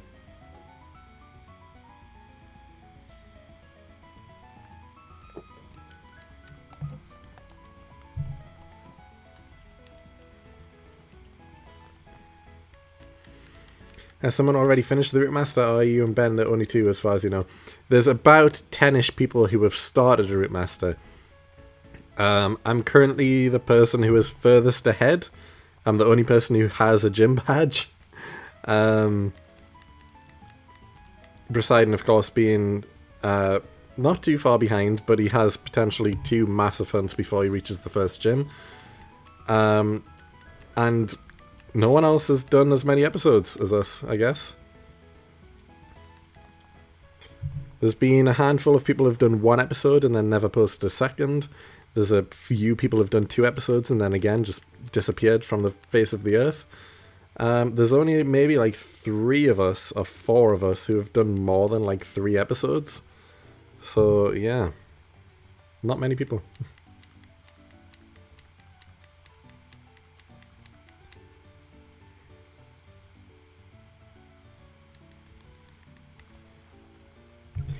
I literally found a shiny Bunnelby my first hour of Legends ZA when I got it. Hunting shiny alphas is the way to go, not gonna lie. Yeah, I mean, I just don't like the Switch games, so I didn't even get Z to A. I did get Arceus, played for about half an hour, hated it. I do like Shining Pearl and Brilliant Diamond, but that's because it's a remake of Diamond and Pearl. I did get Sword and Shield, got to the first gym and then stopped. I did get Scarlet and Violet from a friend. I loaned it from him for like a month. Didn't even get to the first gym or whatever it is. I didn't enroll in the academy or whatever you do. Didn't even get that far. and I gave up because the tutorial stuff at the very start takes like an hour. And I was like, what am I doing? Why am I still doing this? So I just stopped playing. And then didn't get ZNA, so I've never played it. Never even watched any videos on it really either, because I'm just not interested.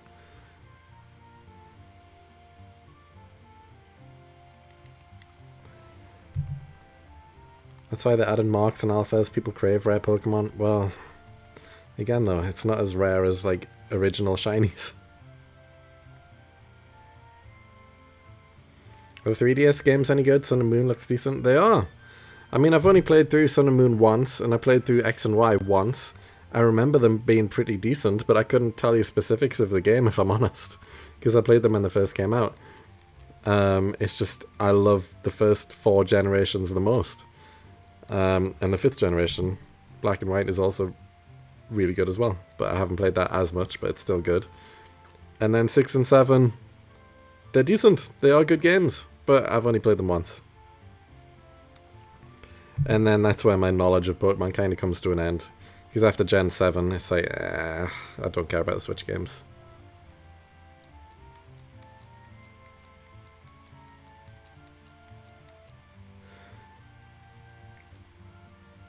Would it be worth catching wild Pachirisu? They have the ability to run away so you can escape from wild Pokemon all the time. Maybe, but I mean, at this stage, I've been using my Chop for like 3 months now, and it doesn't really slow down things that much. I'm still doing 6 encounters basically every 10 seconds. It's rare that I get stuck in a fight, and even so, it doesn't take too long to get out. It would speed things up having Pachirisu if I found them all with Runaway. It would, but I don't think it would make that much of a difference, to be honest, at this stage.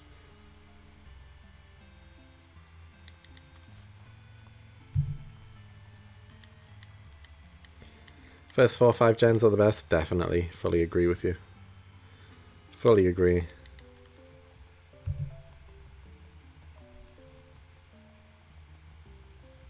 They only escape when they are below half health.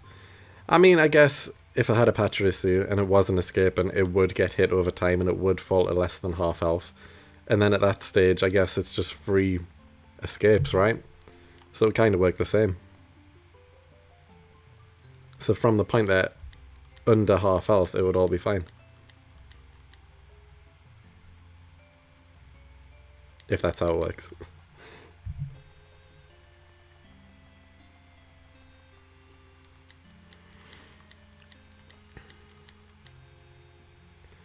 We've got about 45 minutes left in the stream though, guys. We're definitely going to get to 11,000. But yeah, I mean, again, it's looking potentially like another shiny-less stream. And we're over odds now. We're due on.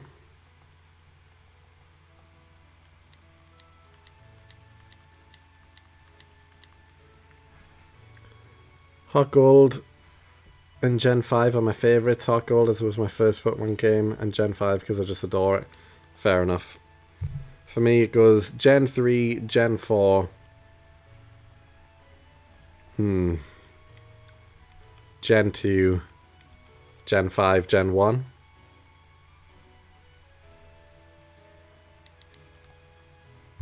In that order. Taking into account story and gameplay as well. That's how I would rank them. Gen 3, 4, 2, 5, 1. I think that's fair. Gen 1 gets bonus points just because of the Pokédex. And because everyone knows Gen 1 the most, Pokédex-wise. But if it wasn't for the Pokédex, it would be the weakest game on the list. Which is why it's still 5th position.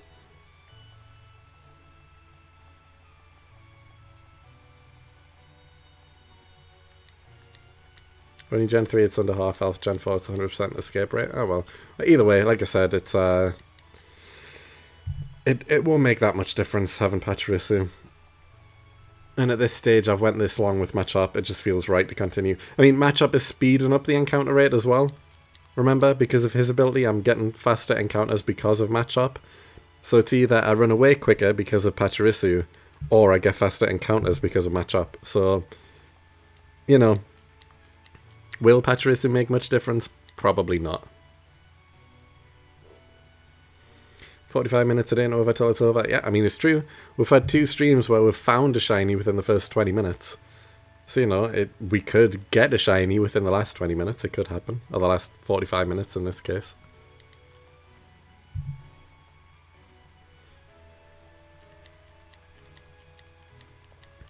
There's definitely still a strong chance that we will find a shiny.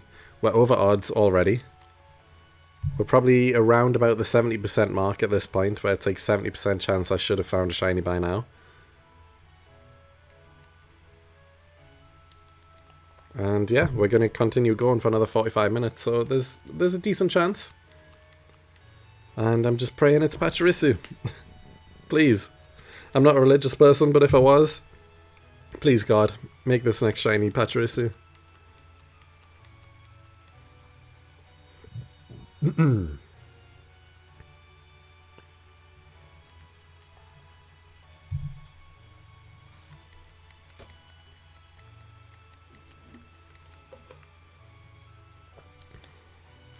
mean, we've been doing this one phase for 3 streams now. I kind of want it to finish just so I can say I've got another shiny on stream at this point, you know? Let's just get another phase started, even if it's not Pachirisu, but please be Pachirisu, but even if it's not, let's just start another phase so I can say that I've got another shiny in the bank, you know?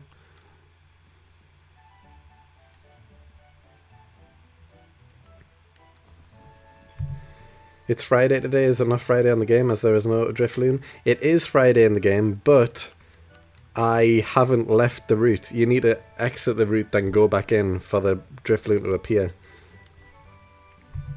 So the games are kind of permanently locked in the state they're in right now. And also technically it's past midnight on the game now as well, so even if I left the route now and reappeared, the Drifloon would already be gone. Which is why you do see a Drifloon on account number 2, because it was Friday when I ended the route on that account, and I have not found a shiny on account 2 in this area.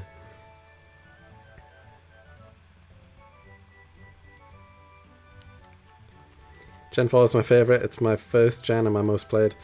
Gen 3 for me, but Gen 4 is a close second. And at this stage, likely the generation I've played the most, to be honest. You're at 63% chance to find a shiny? Okay, I thought it was closer to 70, but makes sense. I'm still over 50, which means there's more chance. 71.96 chance for at least one before now? Okay, well that's 2 very different numbers. I thought personally I was closer to 70%. So the 71.96 seems more right to me. But then I've also just heard 63% chance, which is very different to 71. So, I don't know. 2 very different numbers.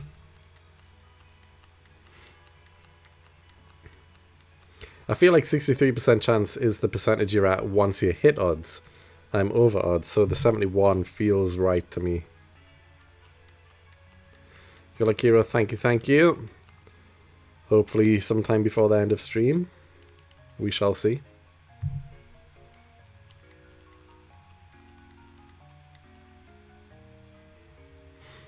My bad, it was 73, yeah. 63, I believe, is what the percentage is once you hit odds. Which you would think once you hit odds, it's like a 50-50, but no, you're actually more likely to find a shiny by the time you hit odds than you're not.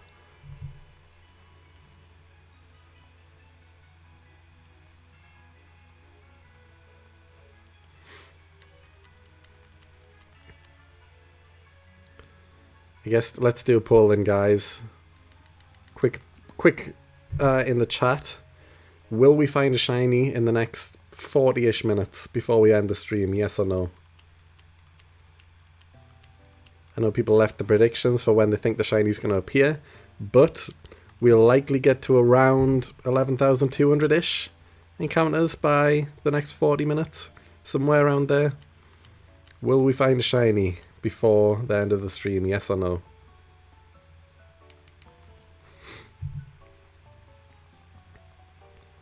We've got yeses coming in, or we've got believers in the chat. I hope so. I hope you guys are right. I really do.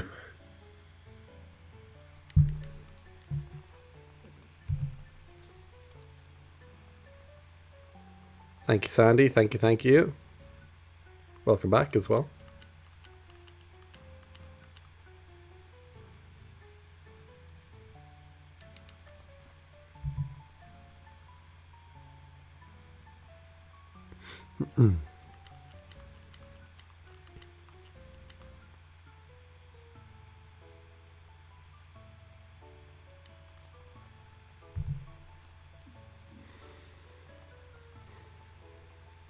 It is at that stage of the night, though, where I feel like, you know, we've just continued the same phase for ages and nothing's happening. And even though I know there's still quite a long time left with 40 minutes, I'm just like, ugh, we're likely not going to... Well, I mean, I say we're likely not going to get one. There's still a big chance that we will get one, to be honest. But it's just, because I've been live for like almost 2 hours now, it's like, will we get one in the smallish amount of time we've got left? I don't know. But we are over odds. There is a chance. There is a good chance. So we'll see. We'll see.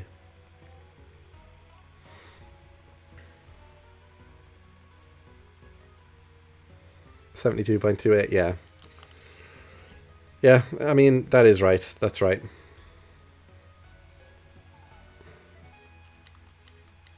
I know I'm thinking ahead, but the good news is that this time the last street you can find Shinx in the game. Is it really? Oh, I'm so happy with that. I'm so happy to hear that. Thank God.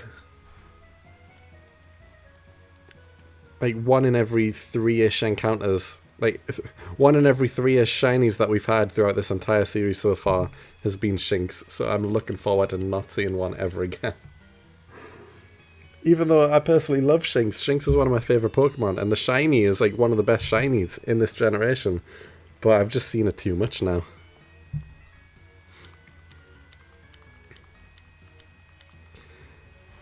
Technically, you're more likely to get one than not, Positive Freeman. I mean, it's true, but just because I've had some very long hunts on this series already, nothing's ever guaranteed.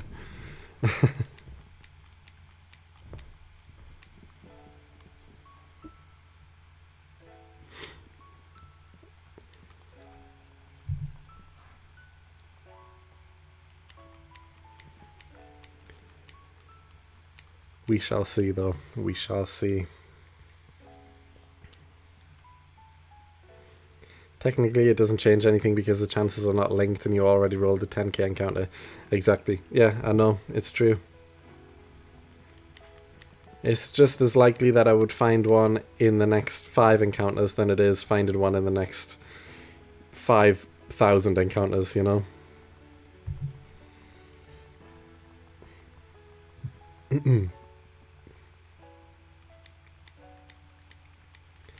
I'm currently grinding to catch 1,000 Pokemon just so I can trade for one Pokemon in Platinum. Eh? What's that for? Catch 1,000 Pokemon so I can trade for one Pokemon in Platinum? Why do you need to do that?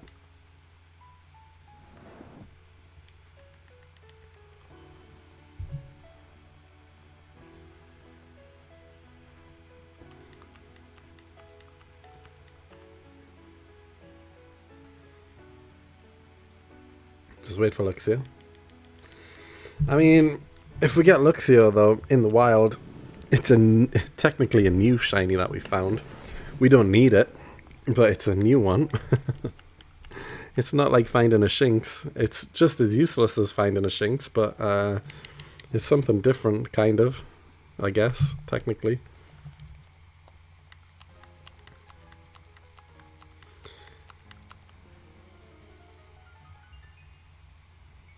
Mew and Pokemon Ranch, right?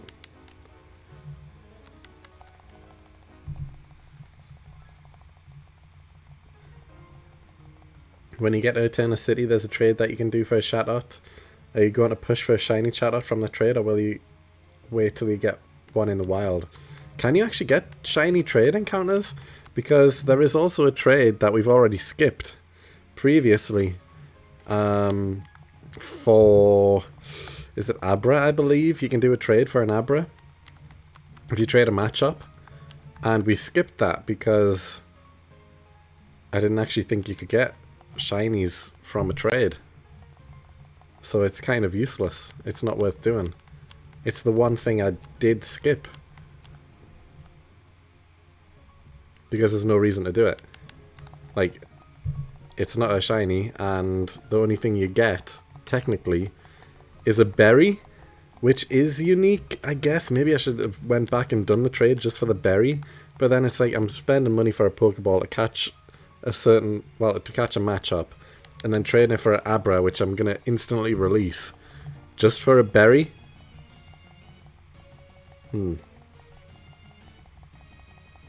Trades from Gen 3 onwards are shiny locked? I thought so. So I thought it's like a useless thing, which there is no reason to do, so I didn't even include it in the episode, doing the trade, because I didn't do it. So all of these in-game trades, I'm not going to do, because there's no reason to do them.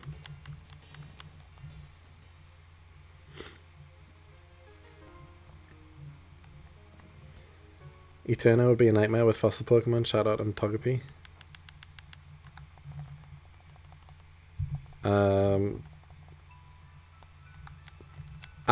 Right. Well, yeah.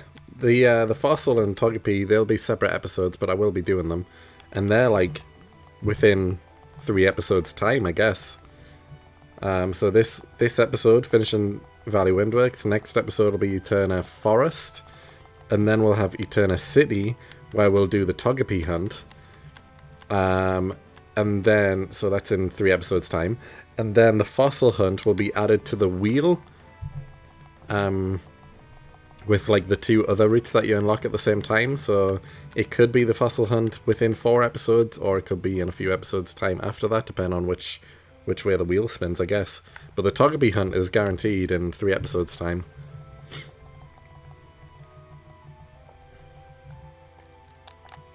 It's a unique trade. Well, is it though? Because I've already got Abra.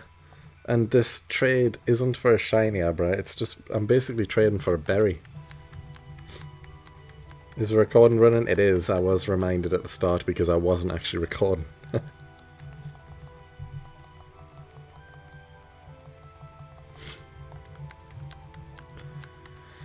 So technically that shoutout is a unique encounter because I can't get the encounter anytime earlier. And I don't actually think I can get shoutout for a little while after that either. But it can't be shiny, so there's no point getting it, really.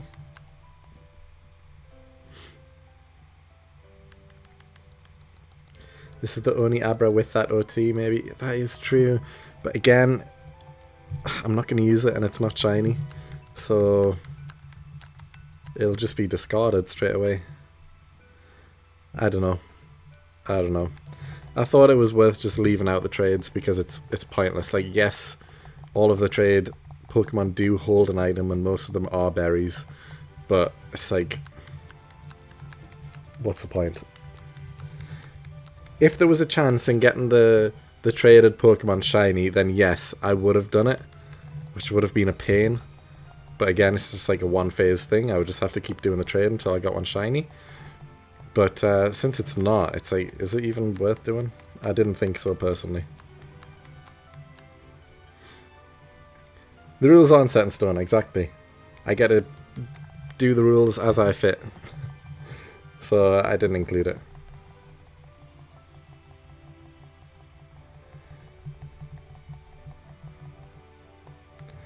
It's true, but it's a one-time trade and the one-time events you're doing to your right, like talking to NPCs. That is true.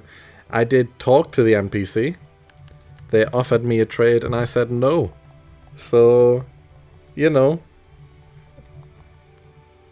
that was an option in the tree of options I had.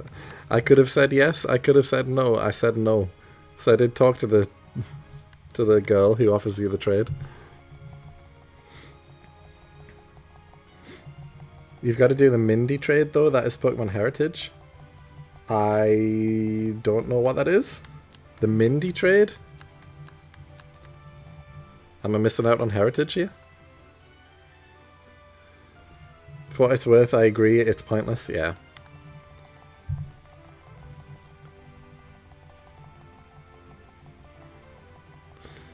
I mean, I do believe so. people could argue that the berry is unique and you could have that extra berry on each account, which, true, and I think some traded Pokemon hold like mail, that sort of thing, you know, but again, it's like, do I really care? The Haunter trade with Mindy. I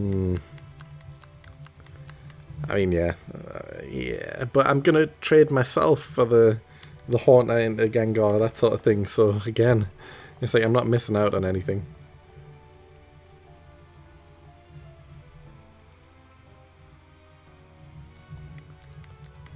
I mean, I will miss that unique dialogue after doing the trade.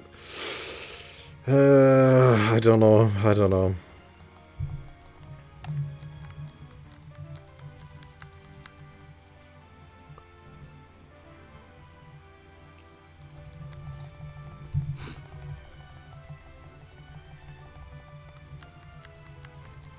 Maybe I'll go back. Maybe. Fun fact, someone discovered that the Mindy trade Haunter for Medicham is hard-coded to not evolve, even when you remove the Everstone.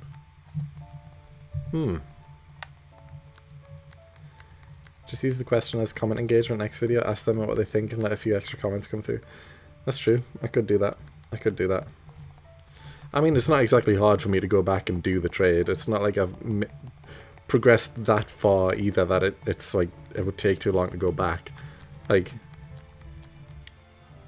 I mean, I've got like at least 2 matchups on each account now because I've leveled up 2 separate matchups, so 2 separate areas of the game. So I could just trade one over for the Abra on each account. There's no extra effort for me catching a matchup on each account. And then, yeah, we've got this Abra which we would just get rid of straight away and keep the berry, and then I've done the trade. And then we can do the future trades as well, which again is just a waste of time, but I guess it fulfills the whole do everything possible stipulation, even though it's very pointless. I don't know, I'm starting to feel the argument here of doing it. I can't lie.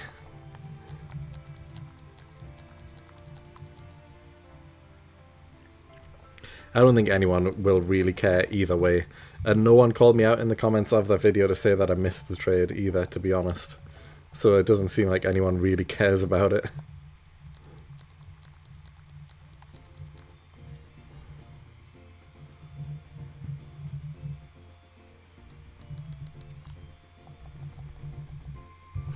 In Renegade Platinum, the Abra was changed to a Spheal. Strange choice, but I guess you don't really get ice types in the game until at the very end, at which point they're pretty worthless. Wait, actually, Spheal isn't even in this generation, it's Gen 3. Strange choice even more.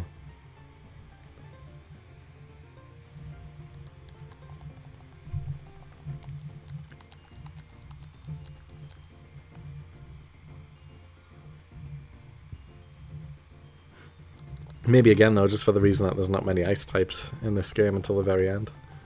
But that's the same with like every generation. Every generation has like ice and dragon right at the end of the game, and you can't get them anytime sooner. Even though, to be honest, like they're not that overpowered. Well, dragon Pokemon in general are a bit overpowered, but ice Pokemon aren't really that much.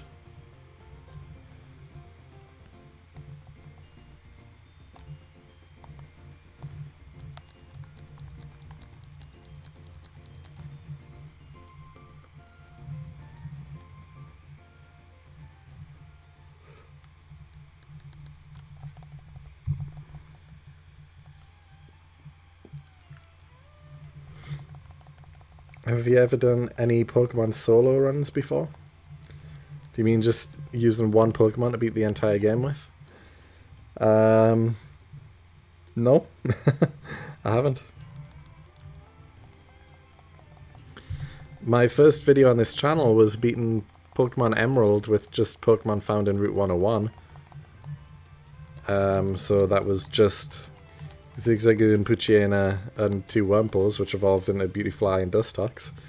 And I did do that. So that was something. But I haven't done like just a single Pokemon run. I know how easy it is though, because you can just overlevel it. and any Pokemon can beat the game if it's level 100.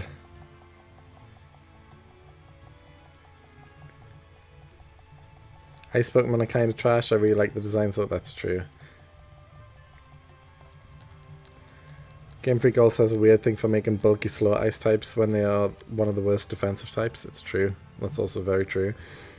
Favorite show? I need recommendations. I mean, it's nothing that's going to blow your mind out the water here, but Breaking Bad is my favorite show of all time.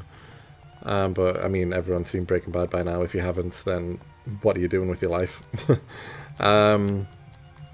Something that less people have seen, which is one of my favorite shows, is Alice in Borderland. A very, very, very, very good Japanese show, which is, if you've seen Squid Game, it takes that concept and does it better. So yeah, Alice in Borderland is a recommendation that not as many people have seen. What else? What else is a really good show? I mean, I like Dexter, but again, it's nothing like new and groundbreaking. Dexter's a good show.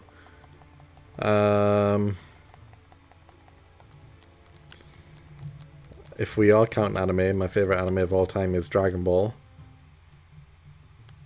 So that, but I'm not expecting anyone to start watching like a 600 episode show now. If you include like Dragon Ball, Dragon Ball Z, Dragon Ball GT, Dragon Ball Super.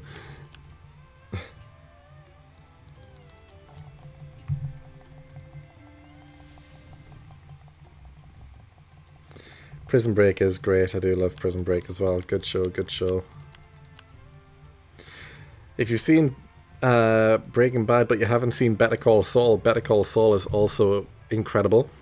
The first season is a bit slow, I won't lie, but the rest of it is on par with Breaking Bad. It is great. Great show. Underrated, because I think a lot of people did give up after season 1, which they're kind of doing the building blocks. There's a lot of character development and not too much that actually happens. But it's the character, well, Better Call Saul, it's about Saul Goodman and his, like, rise to becoming Saul, I guess. But after season 1, it gets more in depth and more characters return from Breaking Bad, that sort of thing. So it's really good. Really, really good.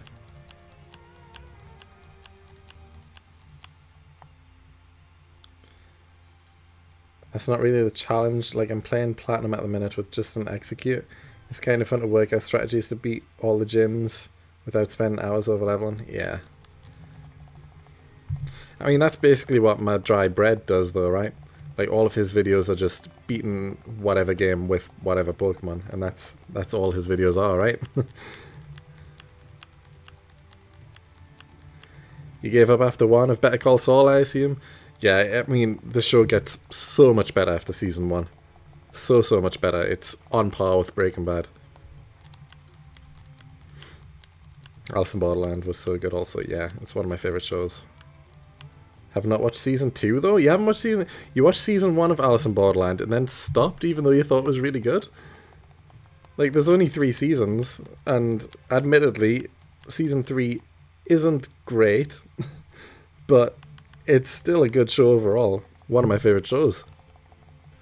They could have easily ended it with season 2, and season 3 is only 6 episodes, which you don't really need, but it's still decent if you want to see more story with the characters. Any good Korean shows or movies maybe? Oh, well, I mentioned this on stream before, like one of my first streams, but my favorite Korean show of all time is a show called Signal. And yeah, it's about, like, it's set in 2 different time zones. So one of them, there's a police officer set in the 80s, and the police officer set in the early 2000s. And basically, they fight, like, the police officer in the 2000s finds this, like, old school walkie-talkie, which basically somehow connects him to the officer in the 80s. And the officer in the 80s has went missing, is presumed dead in the current timeline, and no one knows what's happened to him. but the officer can talk to him through this walkie-talkie occasionally. He has no control on when he can talk to the people through the walkie-talkie. Just at random points, it starts working and they can talk to each other. And because of this, the police officer in the current day is helping solve like murders and stuff that happened in the 80s that went unsolved because of the new technology and new leads that didn't happen until 20 years later. So he's constantly feeding him stuff to help him solve things earlier, like much earlier than it happened, which is changing things in the current day. But also they know the day where the officer went missing, and it's like a running thing where you know the officer in the 80s is going to go missing or die at some point. And they're trying to prevent it, and they're trying to figure out how it's going to happen and why it's going to happen. And it's just a really, really good show. I love Signal. And it's only a one-season show as well. There's only like 12 or 16 episodes, something like that, and that's it. It's just done, one season and done. And it is such a good show. I love it. My favorite Korean show.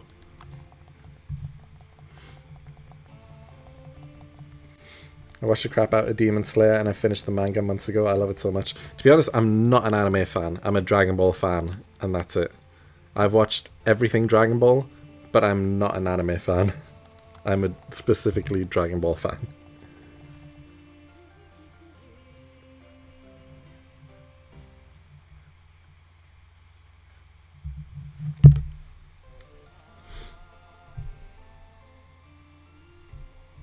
Oh, what have I done?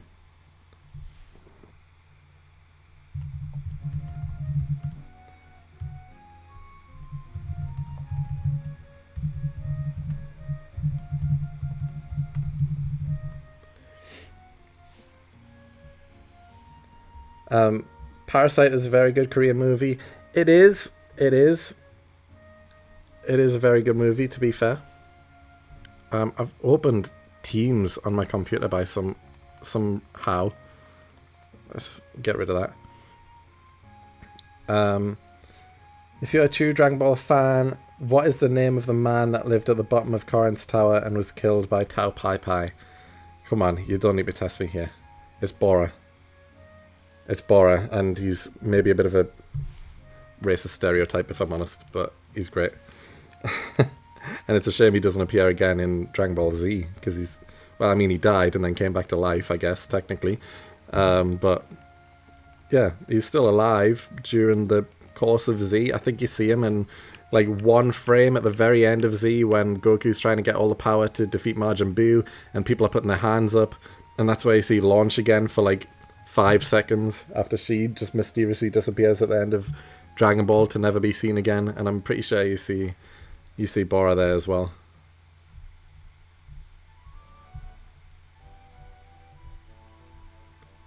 Why have I got like my search bars came up on my laptop? There we go. I like Shiny Hunting, but I can't watch Alice in Borderland at the same time. It needs full attention. Yeah, I mean, all of these shows on Netflix, the Korean and Japanese shows, they all have English dubs, which makes... I seen the shiny sparkles there, and I was like, hold on, why is Cricketer out? I'm assuming Matchup died. It really threw me off there for a second. But yeah, all of these shows have like English dubs, which are never as good as the original. They never put in the same emotion and stuff into the scenes. It is well worth watching in the original language with subtitles. If you like watching a challenge show, Man Tracker is one I've enjoyed and can be found on YouTube. It's about a pair of people trying to get from point A to point B while a search and rescue expert tries to catch them. Interesting. Very interesting. I had no idea there was a season 3 of Alice in Borderland. Yeah, it came out relatively recently. Like 4 months ago-ish, something like that. It's okay. It's okay. Have you watched Takeshi's Castle? Of course, that's like a staple of UK TV. From the early 2000s, Challenge TV, Takeshi's Castle, Craig Robinson as the commentator. Yeah, great. What's the show called again? The Korean show? Signal. Because it's the signal between the walkie-talkies. I guess that's why it's called Signal. If you didn't watch Obsession, you should. It's incredible. I haven't.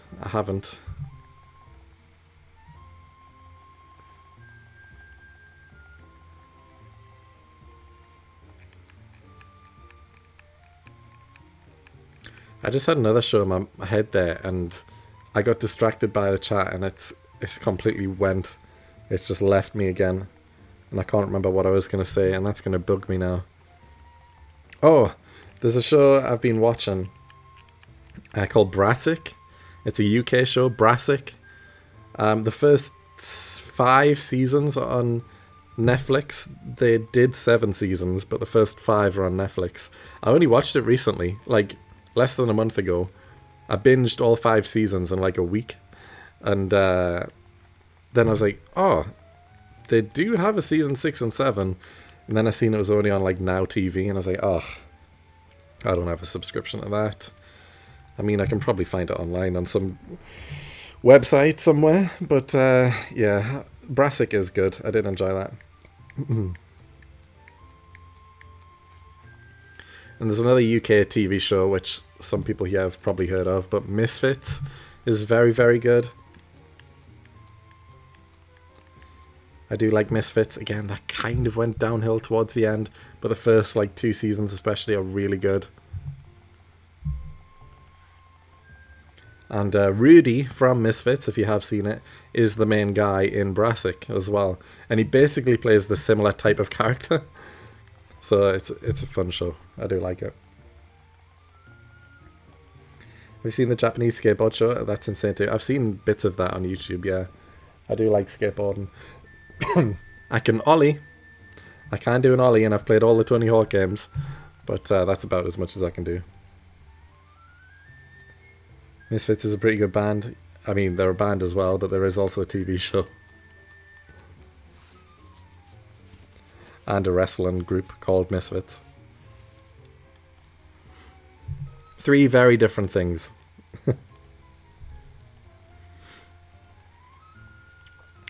Well, we're over 11,000 encounters. We have about 15-ish minutes left.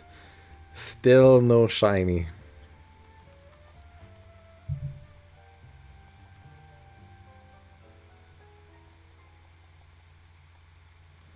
At what day each year does the World Martial Arts Championship occur? Are we just doing a Dragon Ball test here? It's like September, I want to say 25th, but I'm not sure exactly.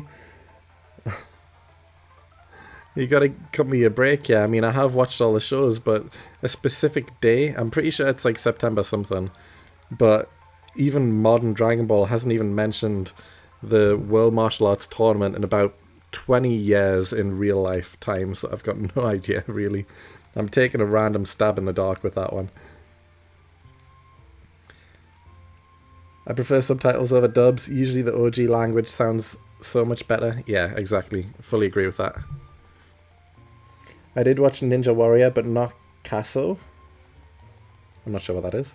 Was Misfits the one where the people doing community service work get superpowers? It is. That is the one. If you like time-based series, you should watch Dark. It's a German show. It has 3 seasons and it's finished. To be honest, I don't like time-based series usually. I really like Signal, specifically, but I mentioned this before on stream. I don't like anything set in the past at all. Anything like earlier than like the 90s, I'm like, ugh, I don't really care for. And anything set way in the future, again, don't care for. I like modern day shows, and that's about it. May 7th. Alright, I was quite wrong on that one.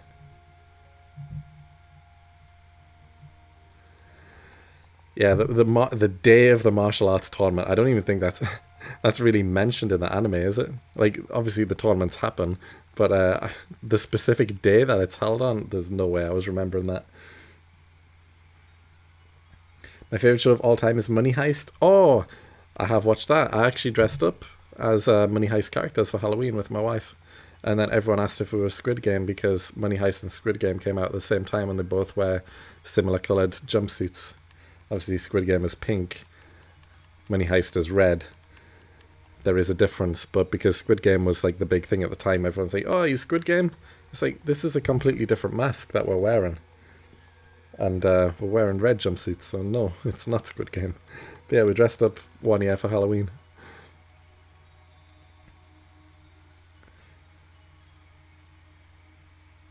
You just got called a fake Dragon Ball fan. I hope not. I've got a Dragon Ball tattoo. I've got 2 Dragon Ball tattoos, actually.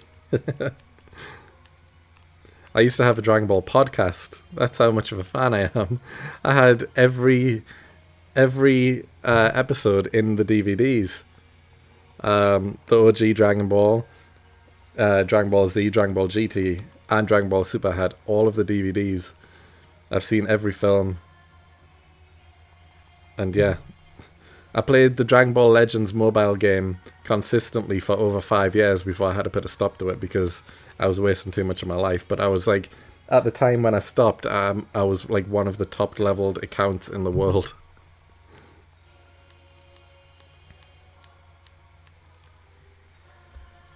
I feel like I missed something here. That's the paper house. I'm not sure what that is. Forgot about Wipeout. I did like Total Wipeout. Wipeout was great. Indeed, that info was never mentioned in the anime. In fact, it wasn't even mentioned in the manga. It was mentioned in a series of collection guidebooks in 1995. Come on, you can't. You expected me to know that when it wasn't mentioned in the official anime or in the manga? Yeah, there was no way I was getting that date then. Not a chance. To remember that date, if it was said in the anime, is tough enough. But to remember it from a collection book that was never released in the manga either, yeah, there was no chance I was getting that date. To be fair, I haven't read the manga. I am a fan, obviously. I've watched all the anime. I've watched Dragon Ball Original and Dragon Ball Z through like at least 3 times each, which is a big commitment with the hundreds of episodes it has. I've watched Super through like twice as well. Once when it first came out and then once for podcast reasons. The shiny will come any minute now. I really hope so because we've only got 10 minutes left of the stream.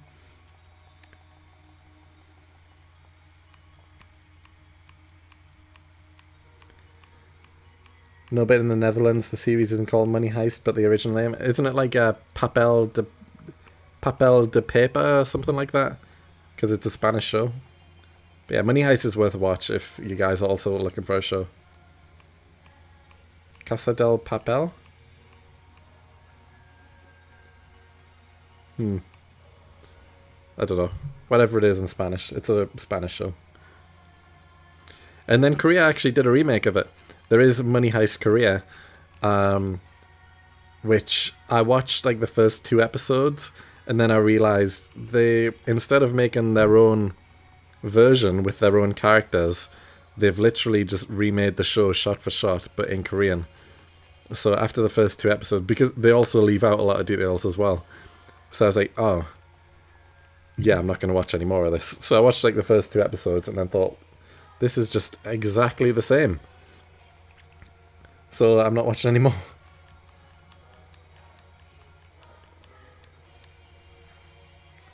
I watched the 2 Berlin shows, Money Heist spin-off. Yeah, I watched the Berlin show. The Berlin show is also really good.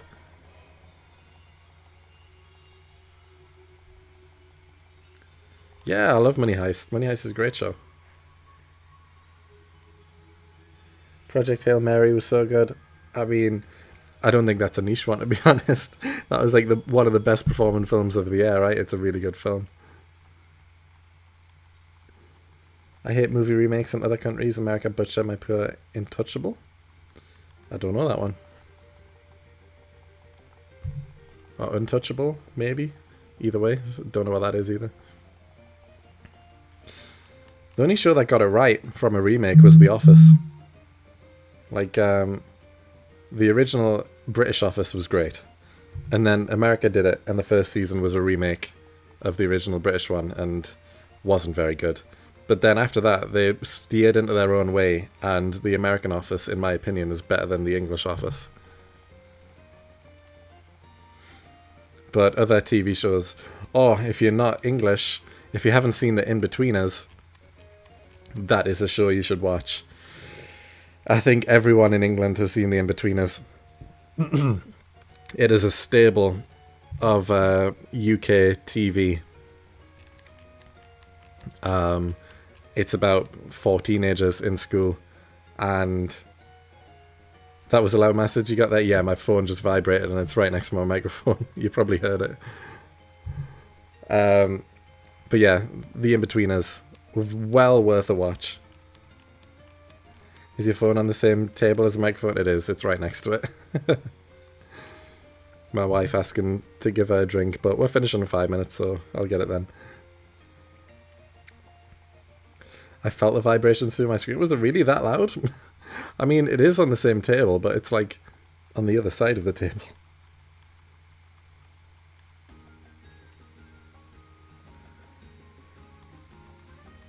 It's a French show and was remade with Kevin Hart and Bryan Cranston. I like both of them people. Hold on, I will just message my wife back saying I'll get a drink in 5 minutes.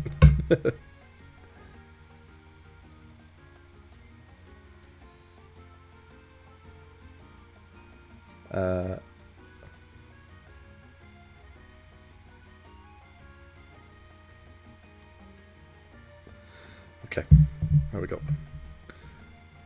Alright. Oh, my chat just jumped all the way up. There we go, we're back. Okay, let's continue for the last 5 minutes. Well, it's looking very unlikely now that a shiny will pop up. But we've still got 5 minutes. There is still hope. I thought we would get to 11,200. It looks like we're probably going to get around 11,300. Well, we will. We'll get to 11,300, definitely.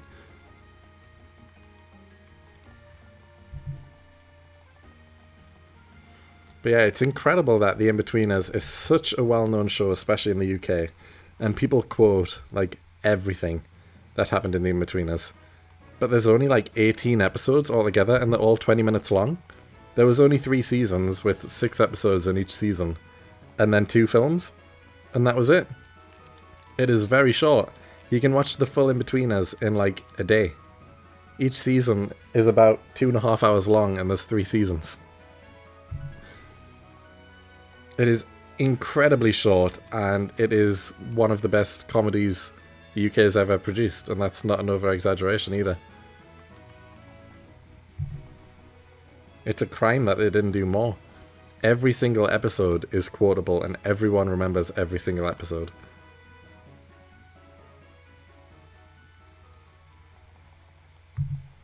And I believe they're all up on YouTube as well. If it's hard to find, they're all there.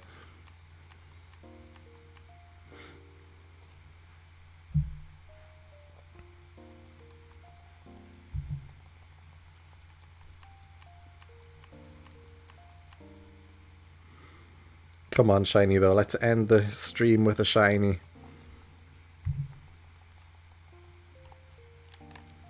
It's going to be close. We've got about 2-3 minutes left. But either way, guys, even if we don't find a shiny tomorrow, I'll be streaming earlier than usual. I know it's somewhat early for you guys in America anyway, but I'll be streaming at like midday tomorrow, just for a change. Probably around 1 to 2 p.m. UK time. So you can figure out yourself what time that'll be for you guys. I'm not sure the exact time yet, but it's likely going to be around 1 or 2-ish. And we'll see how it goes. And like I said, we'll be doing that other idea of, just a one-off video. Just doing 100 encounters in a route, and if you don't find a shiny, then you move on to the next route. And you keep going around and around the full map until you find a shiny. So we are shiny hunting, but we don't know what shiny we're going to end up with. So we'll be doing that tomorrow on stream. Just a one-off video. So that should be fun. And because I'll be starting earlier in the day, we'll be doing a much longer stream as well. I might even split it into 2 streams. I might do like a midday stream and then a nighttime stream. And we'll likely find a shiny tomorrow, just in that one hunt, I hope, if we can get a shiny under odds. Because we'll probably be able to get about 8,000 encounters in a day, if we do 2 streams especially. So yeah, we'll see how it goes. But we'll be doing that tomorrow. Just a one-off stream. I feel like my chat died since I sent a message, or maybe just people aren't talking. I don't know, but the chat was pretty active and then it died, and I haven't seen any messages since for the past few minutes. Let me reload. Oh, there was a lot of messages and my chat just never... It never updated after I sent the message.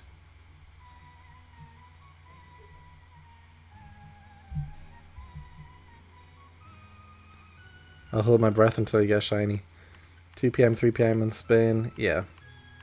We're here, hello. Yeah, I am seeing all the messages now. Just when I paused for a second to send a message to my wife, because I'm reading the chat from my phone. Because I'm obviously shiny hunting. So I'm reading the chat from my phone, and when I sent the message, I went back on YouTube to see the chat again, and everything just froze. Like the chat froze and I didn't realise for a few minutes there. But anyway...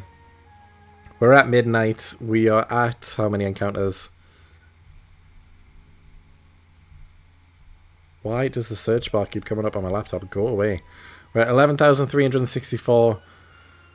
We'll go to 11,400 because that's a nice round number. So we'll do like 6 more encounters. And see if we get the shiny.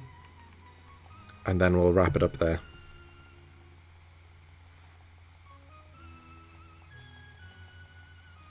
Yeah, everyone's spamming like test and hello and everything. Yeah, I see all the messages. My chat just froze for a minute there. And I didn't realise. Let's see if we get a shiny before 11,400. Otherwise, we're wrapping up there. I mean, it's only going to take like an extra minute. So, and woo bonus time. It's not much bonus time. It's like 1 or 2 minutes bonus time. A bonus round, let's go, overtime. It's not much, guys. It's going to take like a minute or 2 at most. But yeah, we'll do the early stream tomorrow. We'll see how that goes. We might split it into 2 streams tomorrow. Or if we get an early shiny doing this new idea, we might just do a Root Master stream again on the night as well. Because like I said, I've got a free day tomorrow after lunch. So yeah, should be good.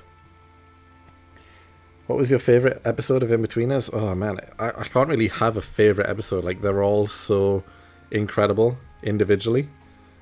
So yeah, it's hard to pick out a favourite one. But anyway, guys, final encounter. Here we go. To hit 11,400, are we going to get a shiny in the final encounter of the night? Let's find out. And we do not. We do not. Alright, well, we're ending there then. On 11,400. Good luck, Bolan. Hope you get all the strikes. Yes. Tomorrow's the day. I get a perfect 300, even though I've had not even half the score before. But yeah, we hit 11,400. No shiny, unfortunately, still. That's 3 streams in a row where we've been on the same phase and not found the shiny. Maybe it's just teasing me that this next shiny is going to be the Pachirisu, but it's just going to take a while to get it. I hope that's the case, because if we get another Shinx, I'm going to cry. But yeah, we'll wrap up there, guys. It's been a fun stream. And yeah, like I said, tomorrow we'll do an early stream. So look forward to that, and I hope to see you guys there. But yeah, cheers everyone.